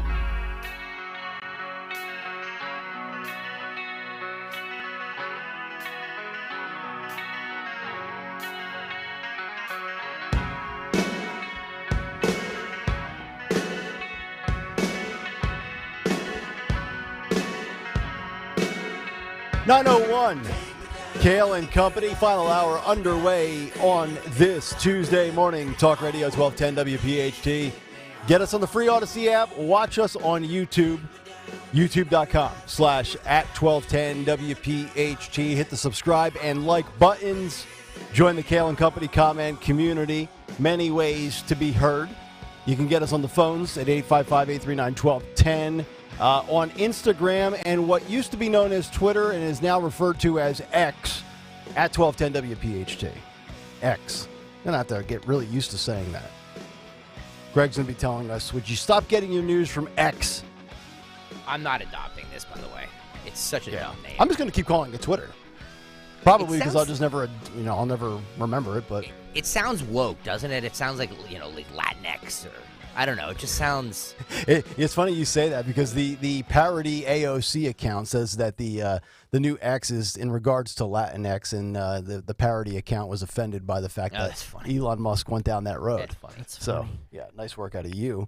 Morning Mystery Movie Clip is coming up at 9:20. We'll get to Dawn's Big Three in a couple of minutes here. I do want to touch on this Bill Maher and Ice Cube stuff in a moment, but I saw this, and I tweeted this screenshot out, or I guess I X'd out this screenshot. Fox just had a visual graphic up on TV with the way the polling data was looking 8 years ago today. So you go back to July 25th, 2015, amongst GOP primary voters. First choice for GOP nominee in 2015. This was from a Wall Street Journal, NBC News telephone poll. And it was, number one was low energy Jeb Bush was leading the way at 22%. Scott Walker was in second at 17%. Marco Rubio was third at 14%. And at 13th, in 13th place with 1% was Donald J. Trump. Yep. Isn't that amazing? Like, when you think 8 years later, what has transpired? We reference this stuff all the time. All the time. It's just, it is so far out right now. People are not paying attention. They don't know it. Like, you can take these polls and basically throw them in the trash because it's not indicative of what it's going to be 6 months from now. But do you think this is the kind of stuff that gives the people like Chris Christie hope that, hey, look, Trump was 1% in July of 2015 and he became the guy? Like, do they actually sit back, like all the long shots, and is that kind of one of the moments where they say, okay, well, this will make me believe that I do have a shot? Well, it doesn't feel like that's going to happen again this time around. So I guess this is my point I'm making. Like, yeah, Trump was 1%, but like if you're 3%, like honestly, like Nikki Haley, Tim Scott, you have no shot. Is my, But then again, Trump proved, hey, you got a 1% chance. Like, have you ever played poker and you're dead to the 7 of hearts on the river, and the 7 of hearts comes out, and you're like, yeah, I won the hand. Like, it could happen. Yeah, but it won't. Yeah, I mean, Jeb Bush, Scott Walker. I mean, Marco Rubio. I mean, just look at some of these names. I know. I'm just saying that it's fun to talk about. It's fun to proselytize what's happening, but it's not going to be what the actual outcome is. The only guy on that screenshot that I gave you of Bush, Walker, Rubio, and Trump, Trump excluded, obviously. The only guy that's still in the news somewhat relevant is Marco Rubio. I mean, you don't ever hear anything really about Jeb Bush. You don't really hear anything about Scott Walker other than the story we gave you last week, just gonna say, where he said, DeSantis, don't make the same mistake I did. Yeah. So that's kind of interesting. I just wanted to share that with the audience. 855-839-1210 is the phone number. We'll get to Dawn's Big Three here coming up in a couple of minutes. So Bill Maher, one of the things I really like is the fact that I don't believe cancel culture and fighting back against this left-wing woke stuff is just a endeavor that has been taken on by conservatives or Republicans. This really cuts across, because I think if you look at the people that truly try to censor you and shut you down and cancel you, it only comprises probably 5% of people. And maybe that number is even too high. A majority of us, regardless of political affiliation, do not like what we're talking about here with the woke stuff and the cancel culture stuff. So if there's one guy that's probably taken on the woke more than DeSantis and done it in a less exhausting way, it's Bill Maher. And Bill Maher is one of these guys who, classic liberal, believes in free speech. I think most conservatives disagree with him on a lot of his opinions, but they agree with him when it comes to all this woke left-wing nonsense. So in his latest Club Random podcast, he sat down with Jordan Peterson, and had one of those little tangents where he went off on the left and how he feels like, in a lot of ways, it makes him look bad. And then the left will say, no, Bill Maher, you're becoming a conservative, or you're shifting more moderate. So here's a little excerpt from that conversation. And this is Bill Maher and his quotes. I mean, the theme that I've been trying to promulgate as much as I can the last 5 years, partly just in self-defense of people who say, I've changed, I have not, is that wokeness is not something that expands on liberalism. It's something that undoes it. and I think you are on the same page generally, and he's referring to Jordan Peterson, his guest. He says, I mean, to give a few examples, colorblindness, wanting to have a colorblind society where we don't see race is classic liberalism. Certainly what Obama was going for, that's not wokeism. Wokeism is race is front and center to everything, which is exactly what old school liberals were fighting against. Don't characterize somebody by that. And he goes on, and it's a long quote. You can read it. It's I got this from Outkick. But I think that's one of the things that has really infuriated so many people in the last couple of years. But I think really now the big pushback in the last couple of months is, again, whether it's the colorblind aspect or, race being front and center to everything. And I would actually expand upon what Bill Maher is saying here. I think it's the identity politics that are front and center to everything. It's not just race anymore for the left. It's your sexual orientation. It's your gender. And it's everything that they can kind of quantify and put a box and check that box off for, where I think most people, and this is just a general life observation, I think most people just want to be around other people that are good people and other people that they share something in common with. I think if you were to say, who are you friends with? Who's in your circle? Who do you get along with? Most people usually say, well, we probably have something in common, and that dude or that girl, a pretty good person. But yet everything that the woke culture creates is, okay, do you have a black friend? Do you have a Hispanic friend? Do you have an Asian friend? Are you friends with anybody that's gay or lesbian or bisexual or transgender? And then when you say maybe not, or maybe you do. And at the end of the day, well, I'm just hanging out with people that I have something in common with and we get along, and I don't really care what, umbrella or box or branch of the identity politics tree they fall under. That's where they kind of come off and they get all tight and offensive. And then they try to label you with all the smears, and that's what the left loves to do. So I thought that was interesting from Bill Maher. And I watched a little bit of it. And you talk about Joe Rogan in smoking weed with guests. If you've ever watched the video aspect of the Club Random with Bill Maher, yeah. I mean, there's more vices in there than you can shake a stick at. Yeah, they're drinking. They're drinking. Smoking Oh weed. my goodness! Yeah.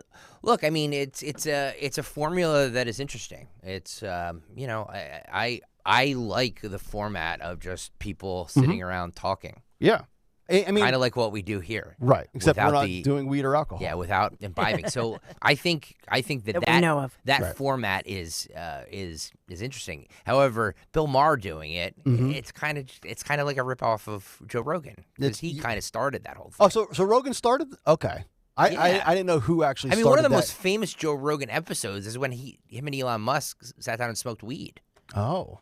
Okay, so that was before Bill Maher ventured into this Club Random thing. Way before. Okay. Yeah. Because Bill Maher's TV show, Real Time with Bill Maher, has been around longer than Rogan's been on podcasts. But that's a more structured 1 hour guest panel comedy bit. Which I'm sure, like if Bill Maher could just, and maybe he makes a ton of money on his Club Random video podcast, but I would imagine like that's the ideal setting for Bill Maher. Like Bill Maher loves to imbibe in weed. He does. And I bet if he could leave the HB, and they give him a pretty good leeway on that show. He's not really ever curtailed as to what he can discuss or who he can have on. But I got to imagine if he could get away from HBO and doing that more structured show and just do the Club Random, like that would be his wheelhouse, and he wouldn't need to do anything else ever again. I agree. So thought that was interesting. And then also Ice Cube slamming cancel culture with people afraid to speak out. He goes on to say, and he was on with Piers Morgan. I'll tell you what, Piers Morgan's been getting some pretty good guests lately. Yeah. For a guy whose show that doesn't really resonate, he doesn't get ratings, he seems to get some good guests. And he goes on to say, Ice Cube with Piers Morgan, people are very polarized in all kinds of ways. People are afraid to speak out because of the cancel culture that we have today. So I just think people are afraid and they're running to their corners. The popular rapper also thinks people are scared to speak out because cancel culture rarely stops with just one person. He goes on to say, quote, "It does behave like a cancer because it makes not only the person that's being canceled, they're trying to shut them up, but anybody that's watching nowadays to shut up because they say if it can happen to this guy, it can happen to me." He further added, quote, "So by smashing everybody and smashing somebody who says something that you might not like and canceling them, it actually reverberates throughout the whole community, and everybody now is watching what they say all the time." And that's one of the things I've always brought up on this show, and even before this show, is I hate the fact that there are some venues that you're in or workplace environment where you always have to feel like you're walking on eggshells because you have prying ears and things get around and it's like you don't know who you can trust, what you can say, and you're always possibly worried about offending somebody. But I do think what he says about the cancel culture movement is interesting when he made that comparison to cancer, because if it can get you, it can get somebody else.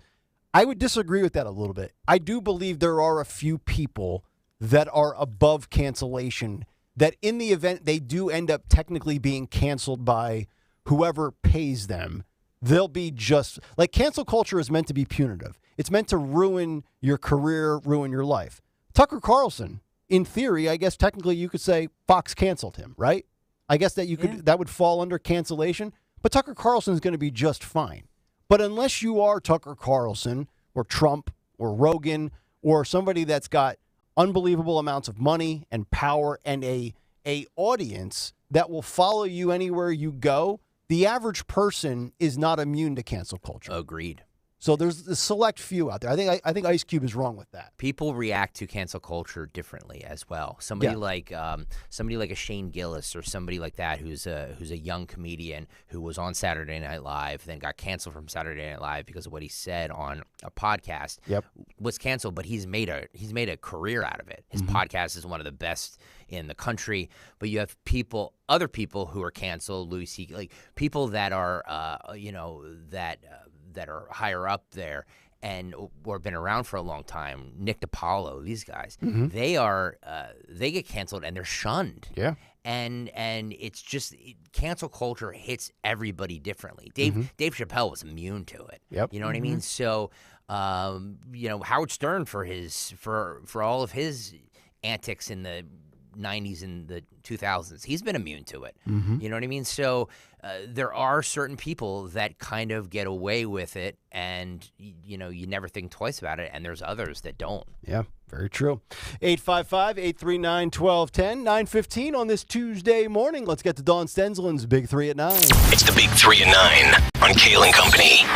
And Big 3 at 9 this hour, sponsored by Millville Army Airfield Museum. So we thank the Millville Army Airfield Museum for sponsoring our Big 3 at 9. Number one, I do have some breaking news and the confirmation that Republican presidential candidate and Florida Governor Ron DeSantis involved in a car accident this morning. So his campaign confirming this. I believe ABC News and Fox News have just confirmed it with their campaign press secretary, Brian Griffin, releasing the following statement that this morning the governor was in a car accident while traveling to an event in Chattanooga, Tennessee. So he and his team reportedly not injured. We appreciate the prayers and well wishes of the nation for his continued protection while on the campaign trail. Wow. I don't have any other details of this crash. Chattanooga, you said? Yeah. Okay. Chattanooga, Tennessee on the campaign trail. Oh, boy. So all right. Some kind of a, significant car accident. Yeah. Well, hopefully, thankfully, everybody's okay, apparently. Chris Christie in the news. You mentioned Chris Christie, and who is funding the former New Jersey governor for his... This is my favorite story. This is my favorite story of the day. This is like, you think you have family trauma, right? No. So who's funding him? Yep. Murray and Lee Kushner. Jared's aunt and uncle. Oh, my God. Sloppy Chris Christie. Yeah. Oh. Et tu, Brute, right? Oh. So at one of our one of his books, he tells the whole story of when he was he loves to say prosecutor, and he still doubles down on the fact that he, as a prosecutor, investigated, shackled, did the perp walk, and jailed Jared Kushner's dad, Charles, who at the time it was political. Charles Kushner, a huge Democrat and wealthy in New Jersey, and funded many campaigns. What's the rougher blow to your ego? Having a Trump relative fund a Christie campaign, or a Newsom family member leave the state for DeSantis' state of Florida? Remember, Gavin Newsom's parents fled California to go to Ron DeSantis' state. Yeah, it's like not a good endorsement. No, exactly. When mom and dad say bye-bye, we're going to Florida. Yep. So in this one, Christie went after Charles for tax evasion and all kinds of fraud, allegations. He did serve time in prison. And Jared famously took over the family business in his early 20s and would visit his dad in prison every weekend, driving all that way, far away, etc., to another state. So the deal was that the sister-in-law that it was a video, right? It was a video of an alleged mistress. In any event, Christie had gotten the ire of Jared Kushner's aunt and uncle at the time, who were willing to essentially turn on their own brother. Oh, wow. Yeah. It's a twisted, nasty situation. I like it. But Charles allegedly hired a prostitute to seduce his brother-in-law, his sister's husband. Yeah, this and then get a video of it. This Remember is straight this? out of the show Succession. I mean, like you could. Yes, you couldn't script this story any better than it's such a bizarre story. Interesting. So Esther and the brother-in-law ultimately were cooperating. This is what happens with the whole thing. This is what happens when you're rich and powerful. Right. A-hole. A-hole. But it's why Jared, is not. He basically despises Chris Christie and his aunt and uncle who It's turned all on the vendetta. family. It's all the whole thing is a vendetta, right? That's all it is. Wow. On both. This is on both, nasty stuff. Both sides. Nasty. Family affairs can get ugly. Yeah. Speaking of New Jersey native and former Blueberry Queen and former Trump advisor Kellyanne Conway suggesting yesterday that former President Trump may indeed participate in the first Republican presidential primary debate next month, but will most likely keep everybody in suspense in the lead up to it so that everybody's talking about Trump. Where did we come down yesterday on if we thought he should participate in this or not? Do you remember? I was totally on board with him not wanting to do it. Okay. Nothing to gain from it. Right. Everything to lose. You okay over there? You seem distracted. What's going on? Just making sure you're all right. Who? You. No, I'm getting the Barbie Oppenheimer story ready for this chart. Okay. I've got to get this. We got to get this story. What did you think he was doing? No, you think I was looking at Chloe Cherry? Yes, that's what we both thought. I'm teasing him. Come on. Yeah. We bust balls on this. No, yes, we do. By the way, I'm riveted by this Barbie Oppenheimer thing we're going to discuss. Oh, goody. Yeah. I need to know why red states and blue states are consuming one versus the other at a different rate. All right, so I'll get out of this quickly. But anyway, you're fine. So Kellyanne teasing this, you never know, but saying he could skip it because he's the front runner. He's way ahead. And you heard Piers Morgan yesterday when I gave you the quote of Morgan when he was trying to, and the other Fox hosts that were trying to egg Trump on to do it. I think it was Morgan, Dana Perino, and a few others. And Morgan said, deep down inside, he wants to. Like, Trump from an ego standpoint, but also from a standpoint of knowing what you're really good at. Nobody can out-debate this guy. So he's great at it. Plus, he would love to get in there and smash everybody. But when you're up 52-12 in the polling, it's like, for what? Well, this is why I found this story, because when you're speaking, I'm always looking up to see if there is a connected story. So you were speaking about a poll back in 2015, Nick Kayal, right? Where you talked about what was going on with Trump in a poll in 2015. Yep. That's what Kellyanne last night was referencing, talking about how much it helped Trump in that first Fox News debate, August 6, 2015 in Cleveland. He got center stage. He never lost it and became the nominee and indeed the president, just to go along with what bolstering what Nick said earlier. And there's great speakers on the GOP side in this election. They're all very good public speakers, but none of them, I think, even with Trump out there, will do anything to kind of cut through. Like DeSantis isn't going to cut through, Scott, Ramaswamy, Christie, and Vivek is great. Like I think Vivek is a great speaker. And I don't think Christie's a bad speaker by any stretch either. But I don't think anybody's going to come out of a GOP primary on Fox in August saying, boy, you know what? Christie sold, man, was he great. He's got my vote. I don't see that happening. Well, we are sponsored in the Big Three by Millville Army Airfield Museum. Help honor World War II aviation heritage at Millville Army Airfield in New Jersey, America's first defense airport and gunnery school for P-47 Thunderbolt fighter pilots. Admission is free. Schedule a group tour online at p47millville.org. That's p47millville.org. Become a member now. Thank you, Millville Army Airfield Museum, for sponsoring our Big Three at 9. All right, Dawn, thank you very much. 9:22, Tuesday morning. Let's get to our morning mystery movie clip. And now, the morning mystery movie clip on Kayal and Company. Talk Radio 1210, WPHT. Hey, what do you think? You can pop somebody and there's a special card to play? That guy Jimmy Bags, whose jaw you broke, happens to work undercover for the Boston Police Department. I'm going nuts, man. I can't be someone else every day. It's been a year of this. I've had enough of this. Calm down, all right? Most of the people in the world do it every day. What's the big deal? Well, I'm not them, all right? Okay? Exactly. You're nobody. You signed the papers, remember? Now, we're the only two people on the face of this earth that even know you're a cop. How about we just erase your file? Huh? How about that? How about we erase your file and then bang, you're just another soldier for Costello, open to arrest for I don't know how many felonies, huh? Think you know what it is? Be call at 12 at 855-839-1210, and you could win this great prize.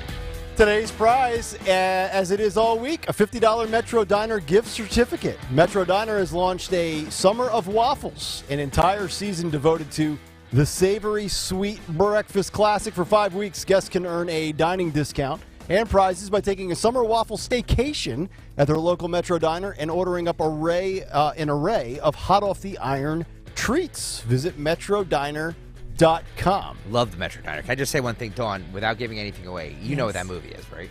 Yep. Okay. Nick Kayal, do you know what that movie is that we just referenced?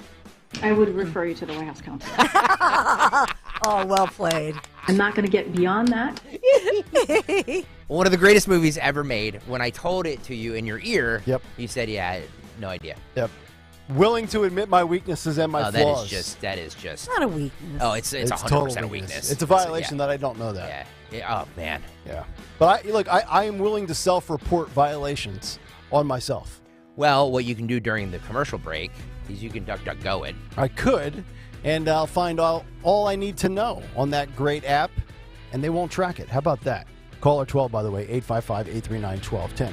But if you ever stumble and you come across the mystery clip that we play, and it is a true mystery to you, well, then I would suggest DuckDuckGo. Because it is a browser, it's a search engine, it's an app, it's a website. It's a lot like Google Chrome, but it's private, and it blocks trackers. It comes with the DuckDuckGo private search, which is a lot like Google, but it's not going to spy on your searches. So if you're trying to figure out what that movie was, and you come across it, and then you go elsewhere, you're not going to be inundated with all sorts of spam and pop-ups and tracking software. And it doesn't matter what device you have. You could be on Apple, you could be on Windows, Android, iOS, Mac. It doesn't matter. Download today the free app. It's in the App Store or in the Google Play Store, DuckDuckGo.com. You can get the app right now. I love it. You know, if I'm looking for something to purchase and then I go from a company's website to a news site or a social media site, next thing I know, I'm not getting hit with stuff left and right. I don't want the government tracking me, and I certainly don't want big tech tracking me. And speaking of big tech, they're not on the West Coast. They're local, right in this area. DuckDuckGo.com or download the app today. Attorney CPA Joe Cordell. Business owners and professionals face special challenges in divorce court. They have to contend with allegations that they are earning more than they are, coupled with claims on their business or practice itself. Clients with assets depend on their divorce lawyer's skills in these matters. Offices in Philadelphia, Radnor, and Allentown, Pennsylvania, and Mount Laurel, New Jersey. Joseph Cordell, licensed in Missouri and Illinois only. Michelle Ferrari, licensed in New Jersey and Pennsylvania. Online at CordellCordell.com.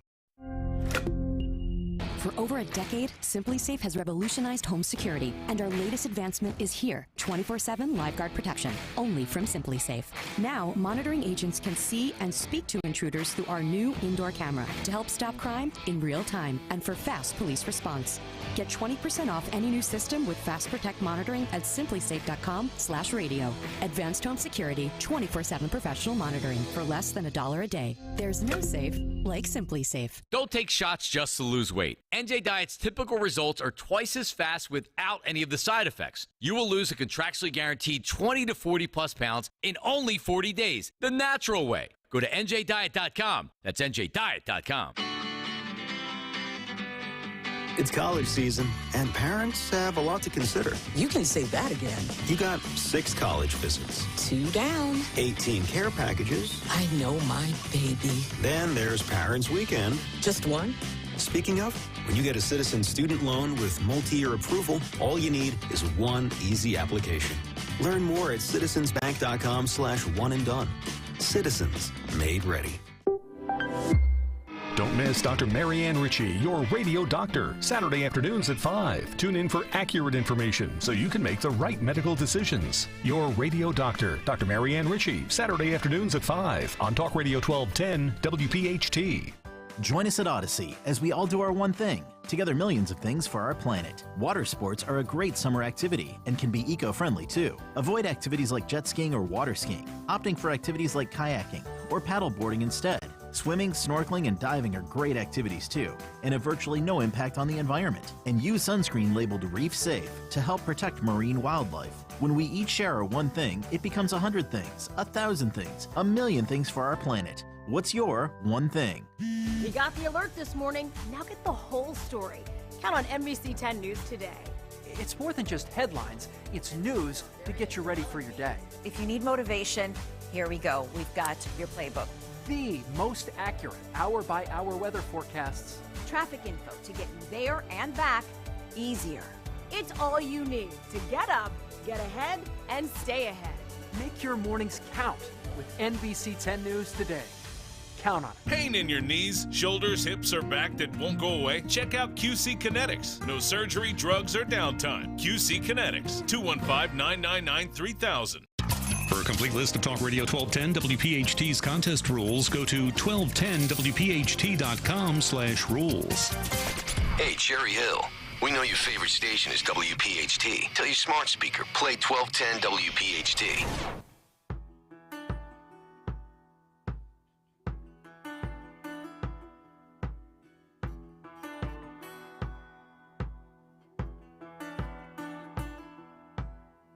.30 Kayal and Company rolling on Tuesday morning. Nick, Dawn, and Greg, Talk Radio 1210 WPHT. About 8 minutes out from What's on the Cut Sheet Part 2. What's on tap for the Dawn Show. And who won X today? Used to be known as Twitter. No, we're not doing that. Who won Twitter today? Because we're not going to change the imaging. I like it. By the way, X is a terrible name. Do we... so what's the consensus on the show? Do we think that this is a genius marketing move, or you think No. he stepped in it? I think it's a sign of desperation that won't resonate. Oh, wait. That's my fault. Sorry. Oh. Go. Dawn, you better keep your mouth closed. He's got to push my button. Got to turn me on, baby. Turn me on. No, I think this is all publicity, advertising, keeping the suspense. Mm-hmm. That's what this is all about. Genius political move? I don't say genius. No. But No. I think it's a follow your instincts. Yeah. Follow your instincts political move. And if he changes it from an operational standpoint, as far as user-friendly, Greg will probably get his wish, and I will never be on the app again. Because if it becomes too difficult to navigate, I'm out. I need convenience in my life. By the way, I went on the desktop version of Twitter. That must look different, huh? And X actually popped up. Yeah. The yeah, logo I can see X. that. Yeah. Yeah, the app hasn't changed yet, but I'm sure it will. And you'll have to download it, and it'll upload and refresh and all the whole crap. Yeah, that's weird. It is. Let's get Stephanie in Belmar in here. She's our morning mystery movie clip winner, and she apparently knows the movie and has seen the movie, unlike yours truly. Stephanie, good morning. What movie clip did we play for you that I have never seen? The Departed. Yeah, The Departed. It's a hell of a movie. I mean, come on. Siskel and Kayal give it 5 thumbs up. How about that? Stephanie, congratulations. Excellent movie.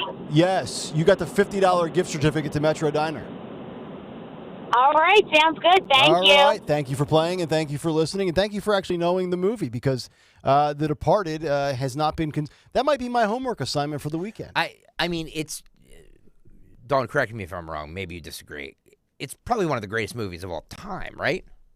The Departed? Damn. I'm missing out that bad? Wow. I mean, it's up there. It's Martin Scorsese. Yeah. Martin Scorsese. I think it's, other than Goodfellas, I think it's his best. Yeah. Oh, I mean, it's one of the best as far as a crime movie, undercover cop. It's just a great movie. That is just a great movie. Lorenzo says top tier. Yes. Leonardo DiCaprio, Matt Damon, Jack Nicholson. Oh, well then if Jack's in it, I'm in. I'll watch wait, hang on. Push aside for the fact that you've never seen it. Yeah. You've never heard of it? No, I have. Yes. Okay. Absolutely. Okay. Yeah. Absolutely. No, there's plenty of good movies out there that I don't have a frame of reference for. I'll have to think of them, but have you seen The Godfather? Oh, The Godfather, Goodfellas, yes. I've seen all. If it's a mob movie, I'm in. Yes. Well, this is a mob movie. This The is like Departed a is? yes. Oh, I did not know that. Okay. I mean, yeah. What it's year about tw- Whitey Bulger. Oh, yeah, the killer. The killer. Yeah, they got him. That was pretty recently that they finally got Whitey Bulger, wasn't it? Yeah, it was before they got him.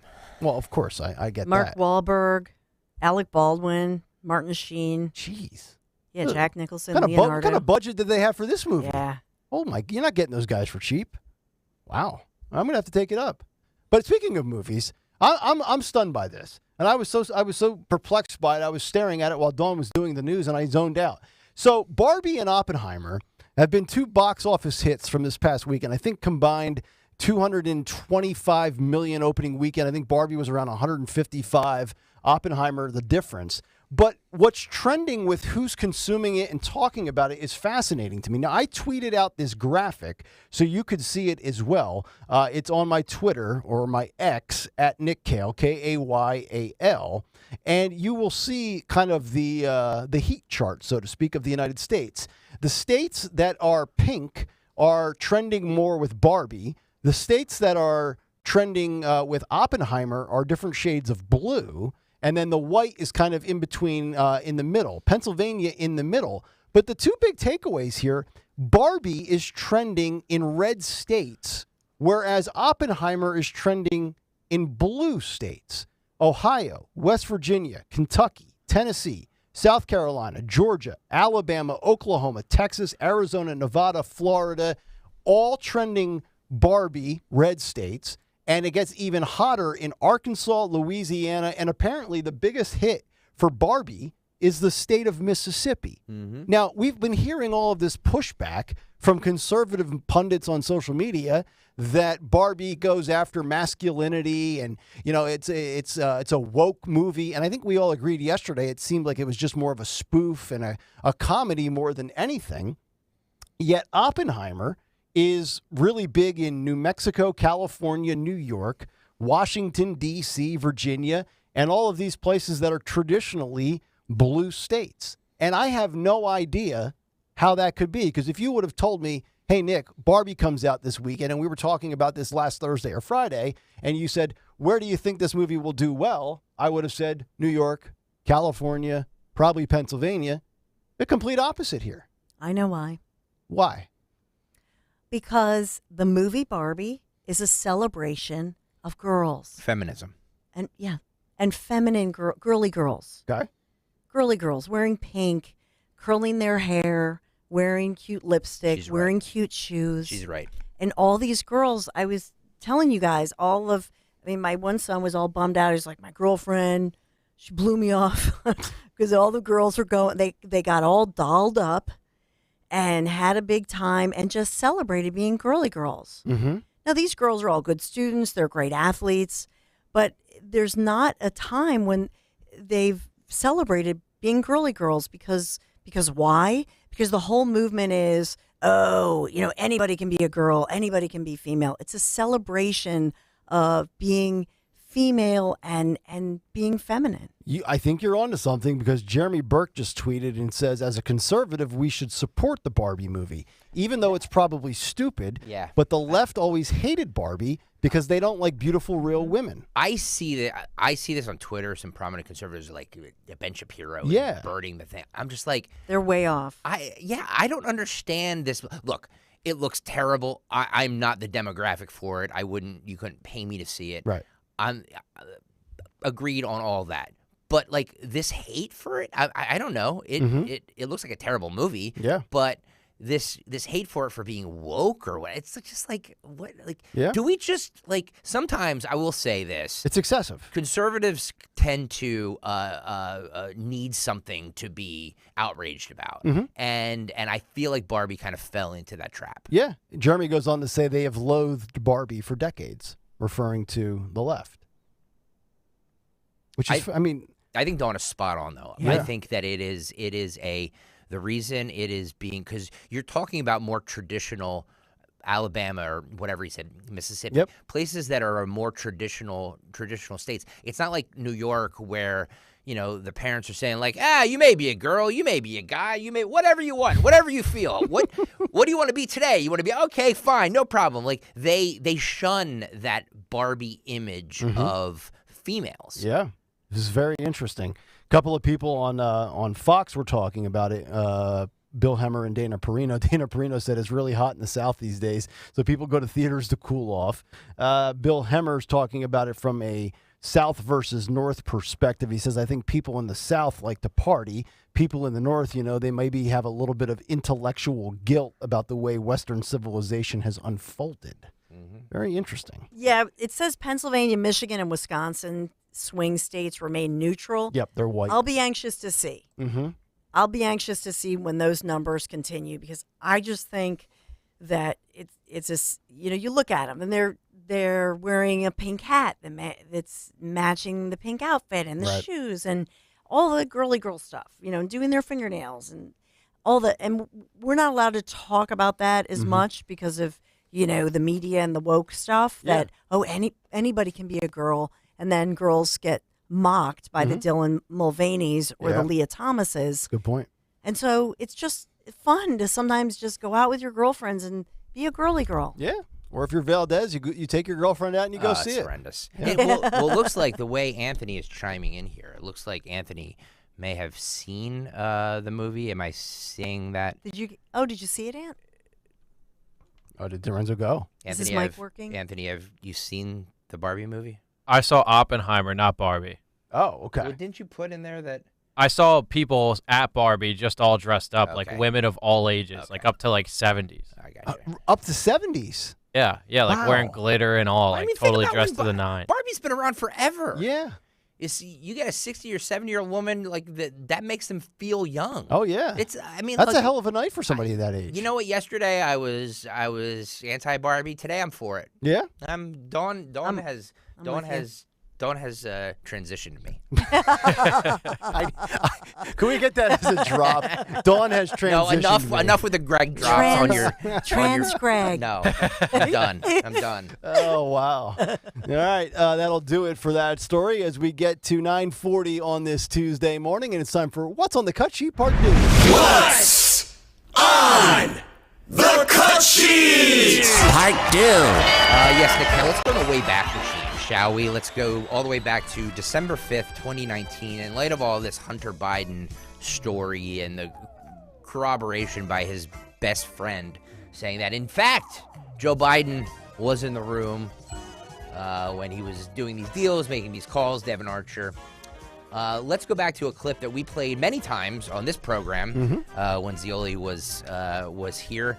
This was Joe Biden in New Hampton, Iowa. Okay. And a constituent or voter confronted him about Hunter's foreign business dealings, and Joe Biden basically called him a damn liar. Oh. On the other hand, that's your son over there.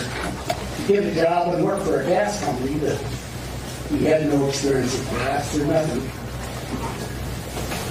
In order to get access for the public, for the president. So you're selling access to the president just like he was. So You're a damn liar, man. That's not true. And no one has ever said that. No one has done that. No one has said my son has done anything wrong, and I did not on any occasion. And no one has ever said it. Not I didn't say you were doing anything wrong. You said I set up my son to work in an oil company. Isn't that what you said? Get your words straight, Jack. Get your words straight, Jack. That's Dawn. I don't know if you remember, but that's when he called the guy Fats. Oh, yes. And, like he, basically insulted him. Wasn't there a Fat challenge shaming. about doing push-ups as well?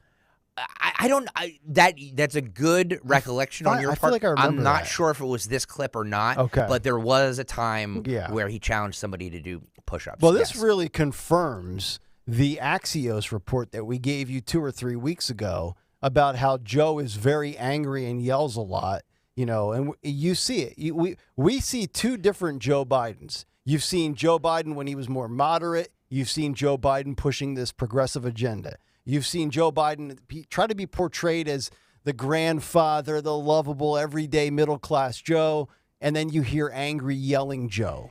By the way, I was off when you guys discussed that when that story broke about Joe Biden yelling and saying the F word or whatever he did. Gotcha. That story was planted by the Biden people to make him sabotage. No. To make him sound with it and in command, and that was a total that story was placed in the news by Biden people. I wouldn't rule it out. Dems are diabolical that way. They're always trying to think next level. I mean, it's not diabolical. It's actually genius politics. I mean, because the entry-level thought is, somebody's trying to sabotage Joe, which was my thought. No, the entry-level thought is that he can't. He's like a, he's out of control and he's yelling and I think that had the opposite. I think people looked at that and said, well, look at him. He's in command. He's yelling at people for not getting facts straight and everything. You'd like to have your commander-in-chief in command. Exactly.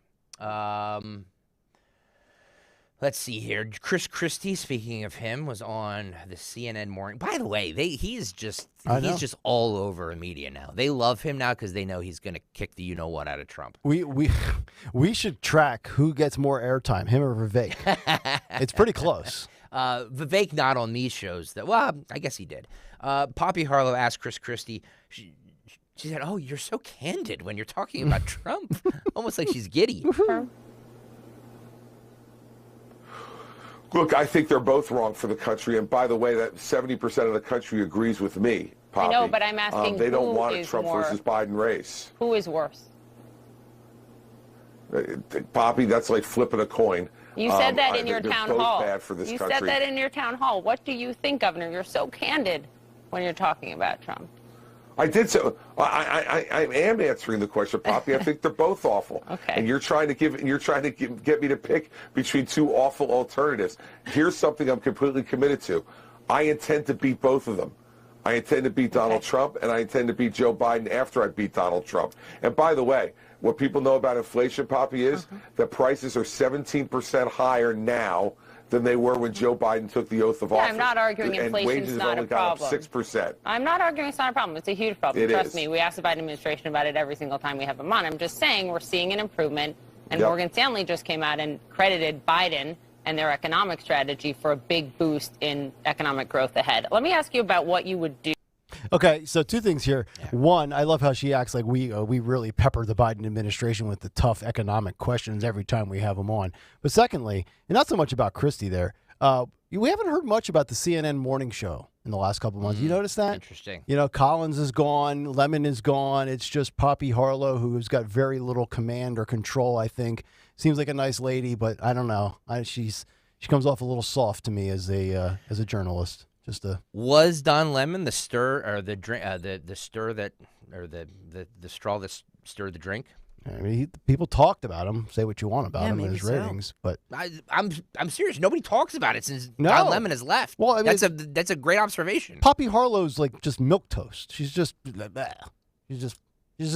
Yeah. There's nothing that stands out about her. Anyway, 855-839-1210. We'll come back and wrap it up with what's on tap for the Dawn Show and who won, I believe, Twitter today. Twitter. Yes. Chronic pain, cancer, fatigue. Find out about the benefits of medical hydration therapy on Health Watch with Dr. Molly Fantasia every Sunday morning at 8 on Talk Radio 1210 WPHT. It was the day we all feared. The stock market went down and then kept going. 2008, when the markets lost over 50% of their value. But that was over a decade ago. Today, it's not so painful. Jim Cipriotti at Retire Ready Financial Group calls that financial amnesia. When you forget the pain of losing half your savings, and more importantly, ignore the fact that it can happen again. A complimentary consultation from Retire Ready Financial Group can show you where you stand now before the next market pullback. You're much closer to retirement than you were in 2008. Don't let it happen again. Call Jim Cipriotti at 610-894-7415 for a complimentary consultation.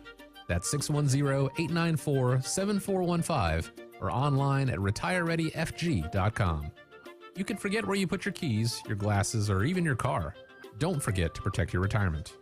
Investment advisory services offered through Retire Ready Wealth Management, a registered investment advisor. Insurance and annuities offered through James V. Cipriotti, NPN number 2083768.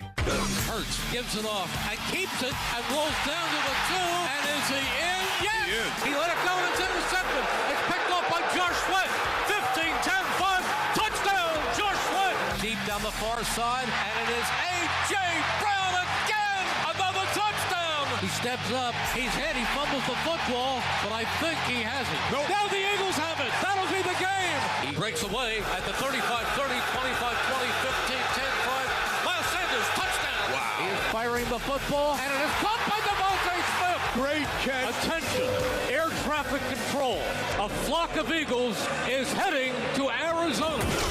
Ah, sweet memories. Last season was so much fun, and I believe this season will be even better. If you want your business to be part of this season's Eagles Radio Network highlight reel, email advertise@94wip.com for information. More great action is quickly approaching.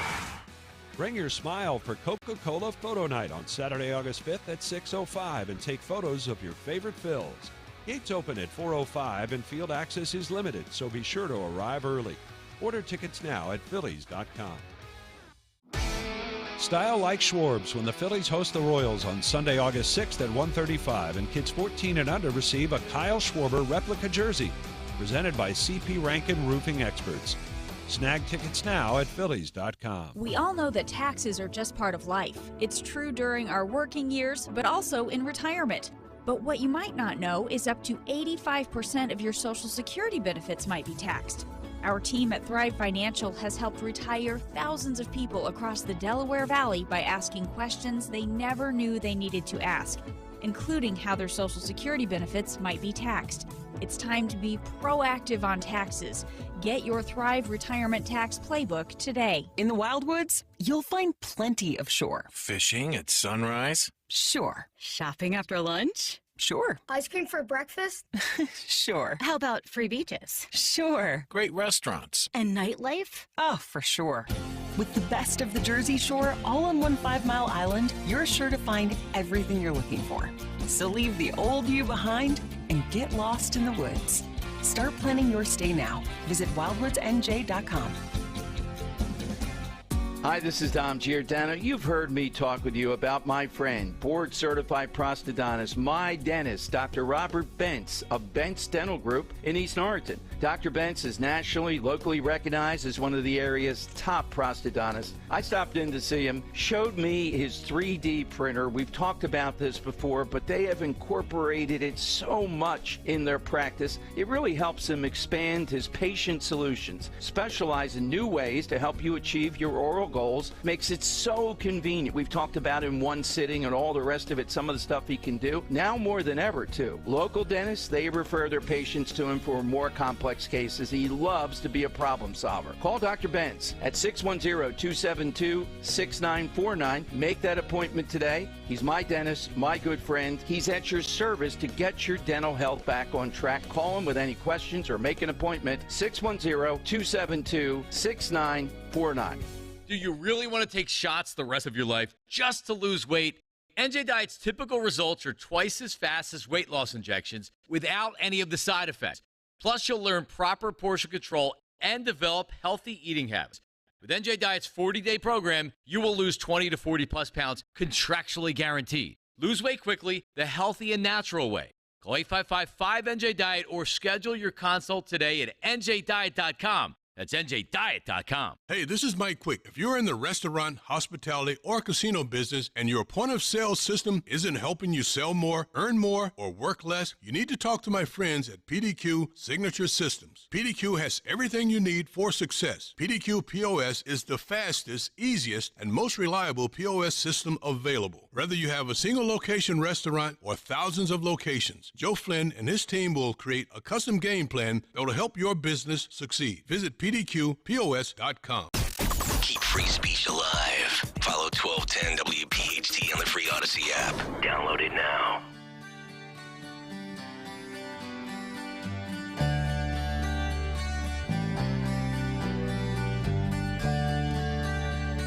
.953, Kayal and Company. Winding things down here on a Tuesday morning. The Dawn Show is coming up at 10 o'clock this morning, and we find out what she has lined up right now. Yeah, so off the top, I'll update you. There are some important developing stories that I want to go through. And then a few minutes into 10:04-ish, I'll talk to Alice Shattuck. She returns. So she's a great mom, a mom for liberty, you may say. Conservative mom, living life, talking about her view on what's going on for moms in the suburbs and mom fighting some of what we're getting ready with back to school and what we need to pack in our mom backpack and minivan as we head back to school, and her take on Sound of Freedom and what's going on there. So we'll talk to Alice Shattuck. She's fabulous. And then coming up at 11, we have Brian Hart, and you may recall that he had broken a lot of stories about Temple University campus safety issues. So there's another new story that he's breaking, so we'll check in with Brian Hart, talk about all of that. Is it safe for back to school for college students on Temple's campus and in Philadelphia? So there's so much going on. Cocaine, sharks, it's Shark Week. Yes, it is. So we'll talk about all of it. Apparently Shark Week on Discovery Channel has not jumped the shark yet because it's still a thing. I saw the promos. Indeed. By the way, you say back to school and back to school shopping. I loved that time as a kid. New sneakers, new clothes, get the new book bag and the notebooks. It's almost as good as Christmas shopping. Yeah. Almost. I don't know if you're going with this with your girls, but I wait until the last possible minute. Oh, yeah? Because, like, David's a size 13.5 shoe. And he'll probably be a 14 by September. Yeah, special order of those It's bad like, boys. he's like in his 10th grader. It's like, oh, my God. He's so big. They're going to grow in it. They seem to grow more in the summer right after you buy all the back-to-school stuff. Yep. And then nothing fits. Isn't back to school shopping, though, kind of you waving the white flag and say summer's over? Yeah. That's horrendous. I hate that. But I always just loved getting the new sneakers. It was like it kind of made up for it. But stuff right now is on sale. And if you wait too long until later in August, it's not on sale. Yep. Then they gouge you. Yeah. All right, 9:55. Let's wrap it up with Who on Twitter today. Who on Twitter? Hang on. What's on Twitter? Who's on Facebook? What's on Twitter? Who's on What's first? on X? Marcus Aurelius wins Twitter. He says, is it X or is it 10? That's a good question. Good question. Is it X or is it 10? I have not heard anybody. It does cost $10 a month. There you go. Yeah. Look it.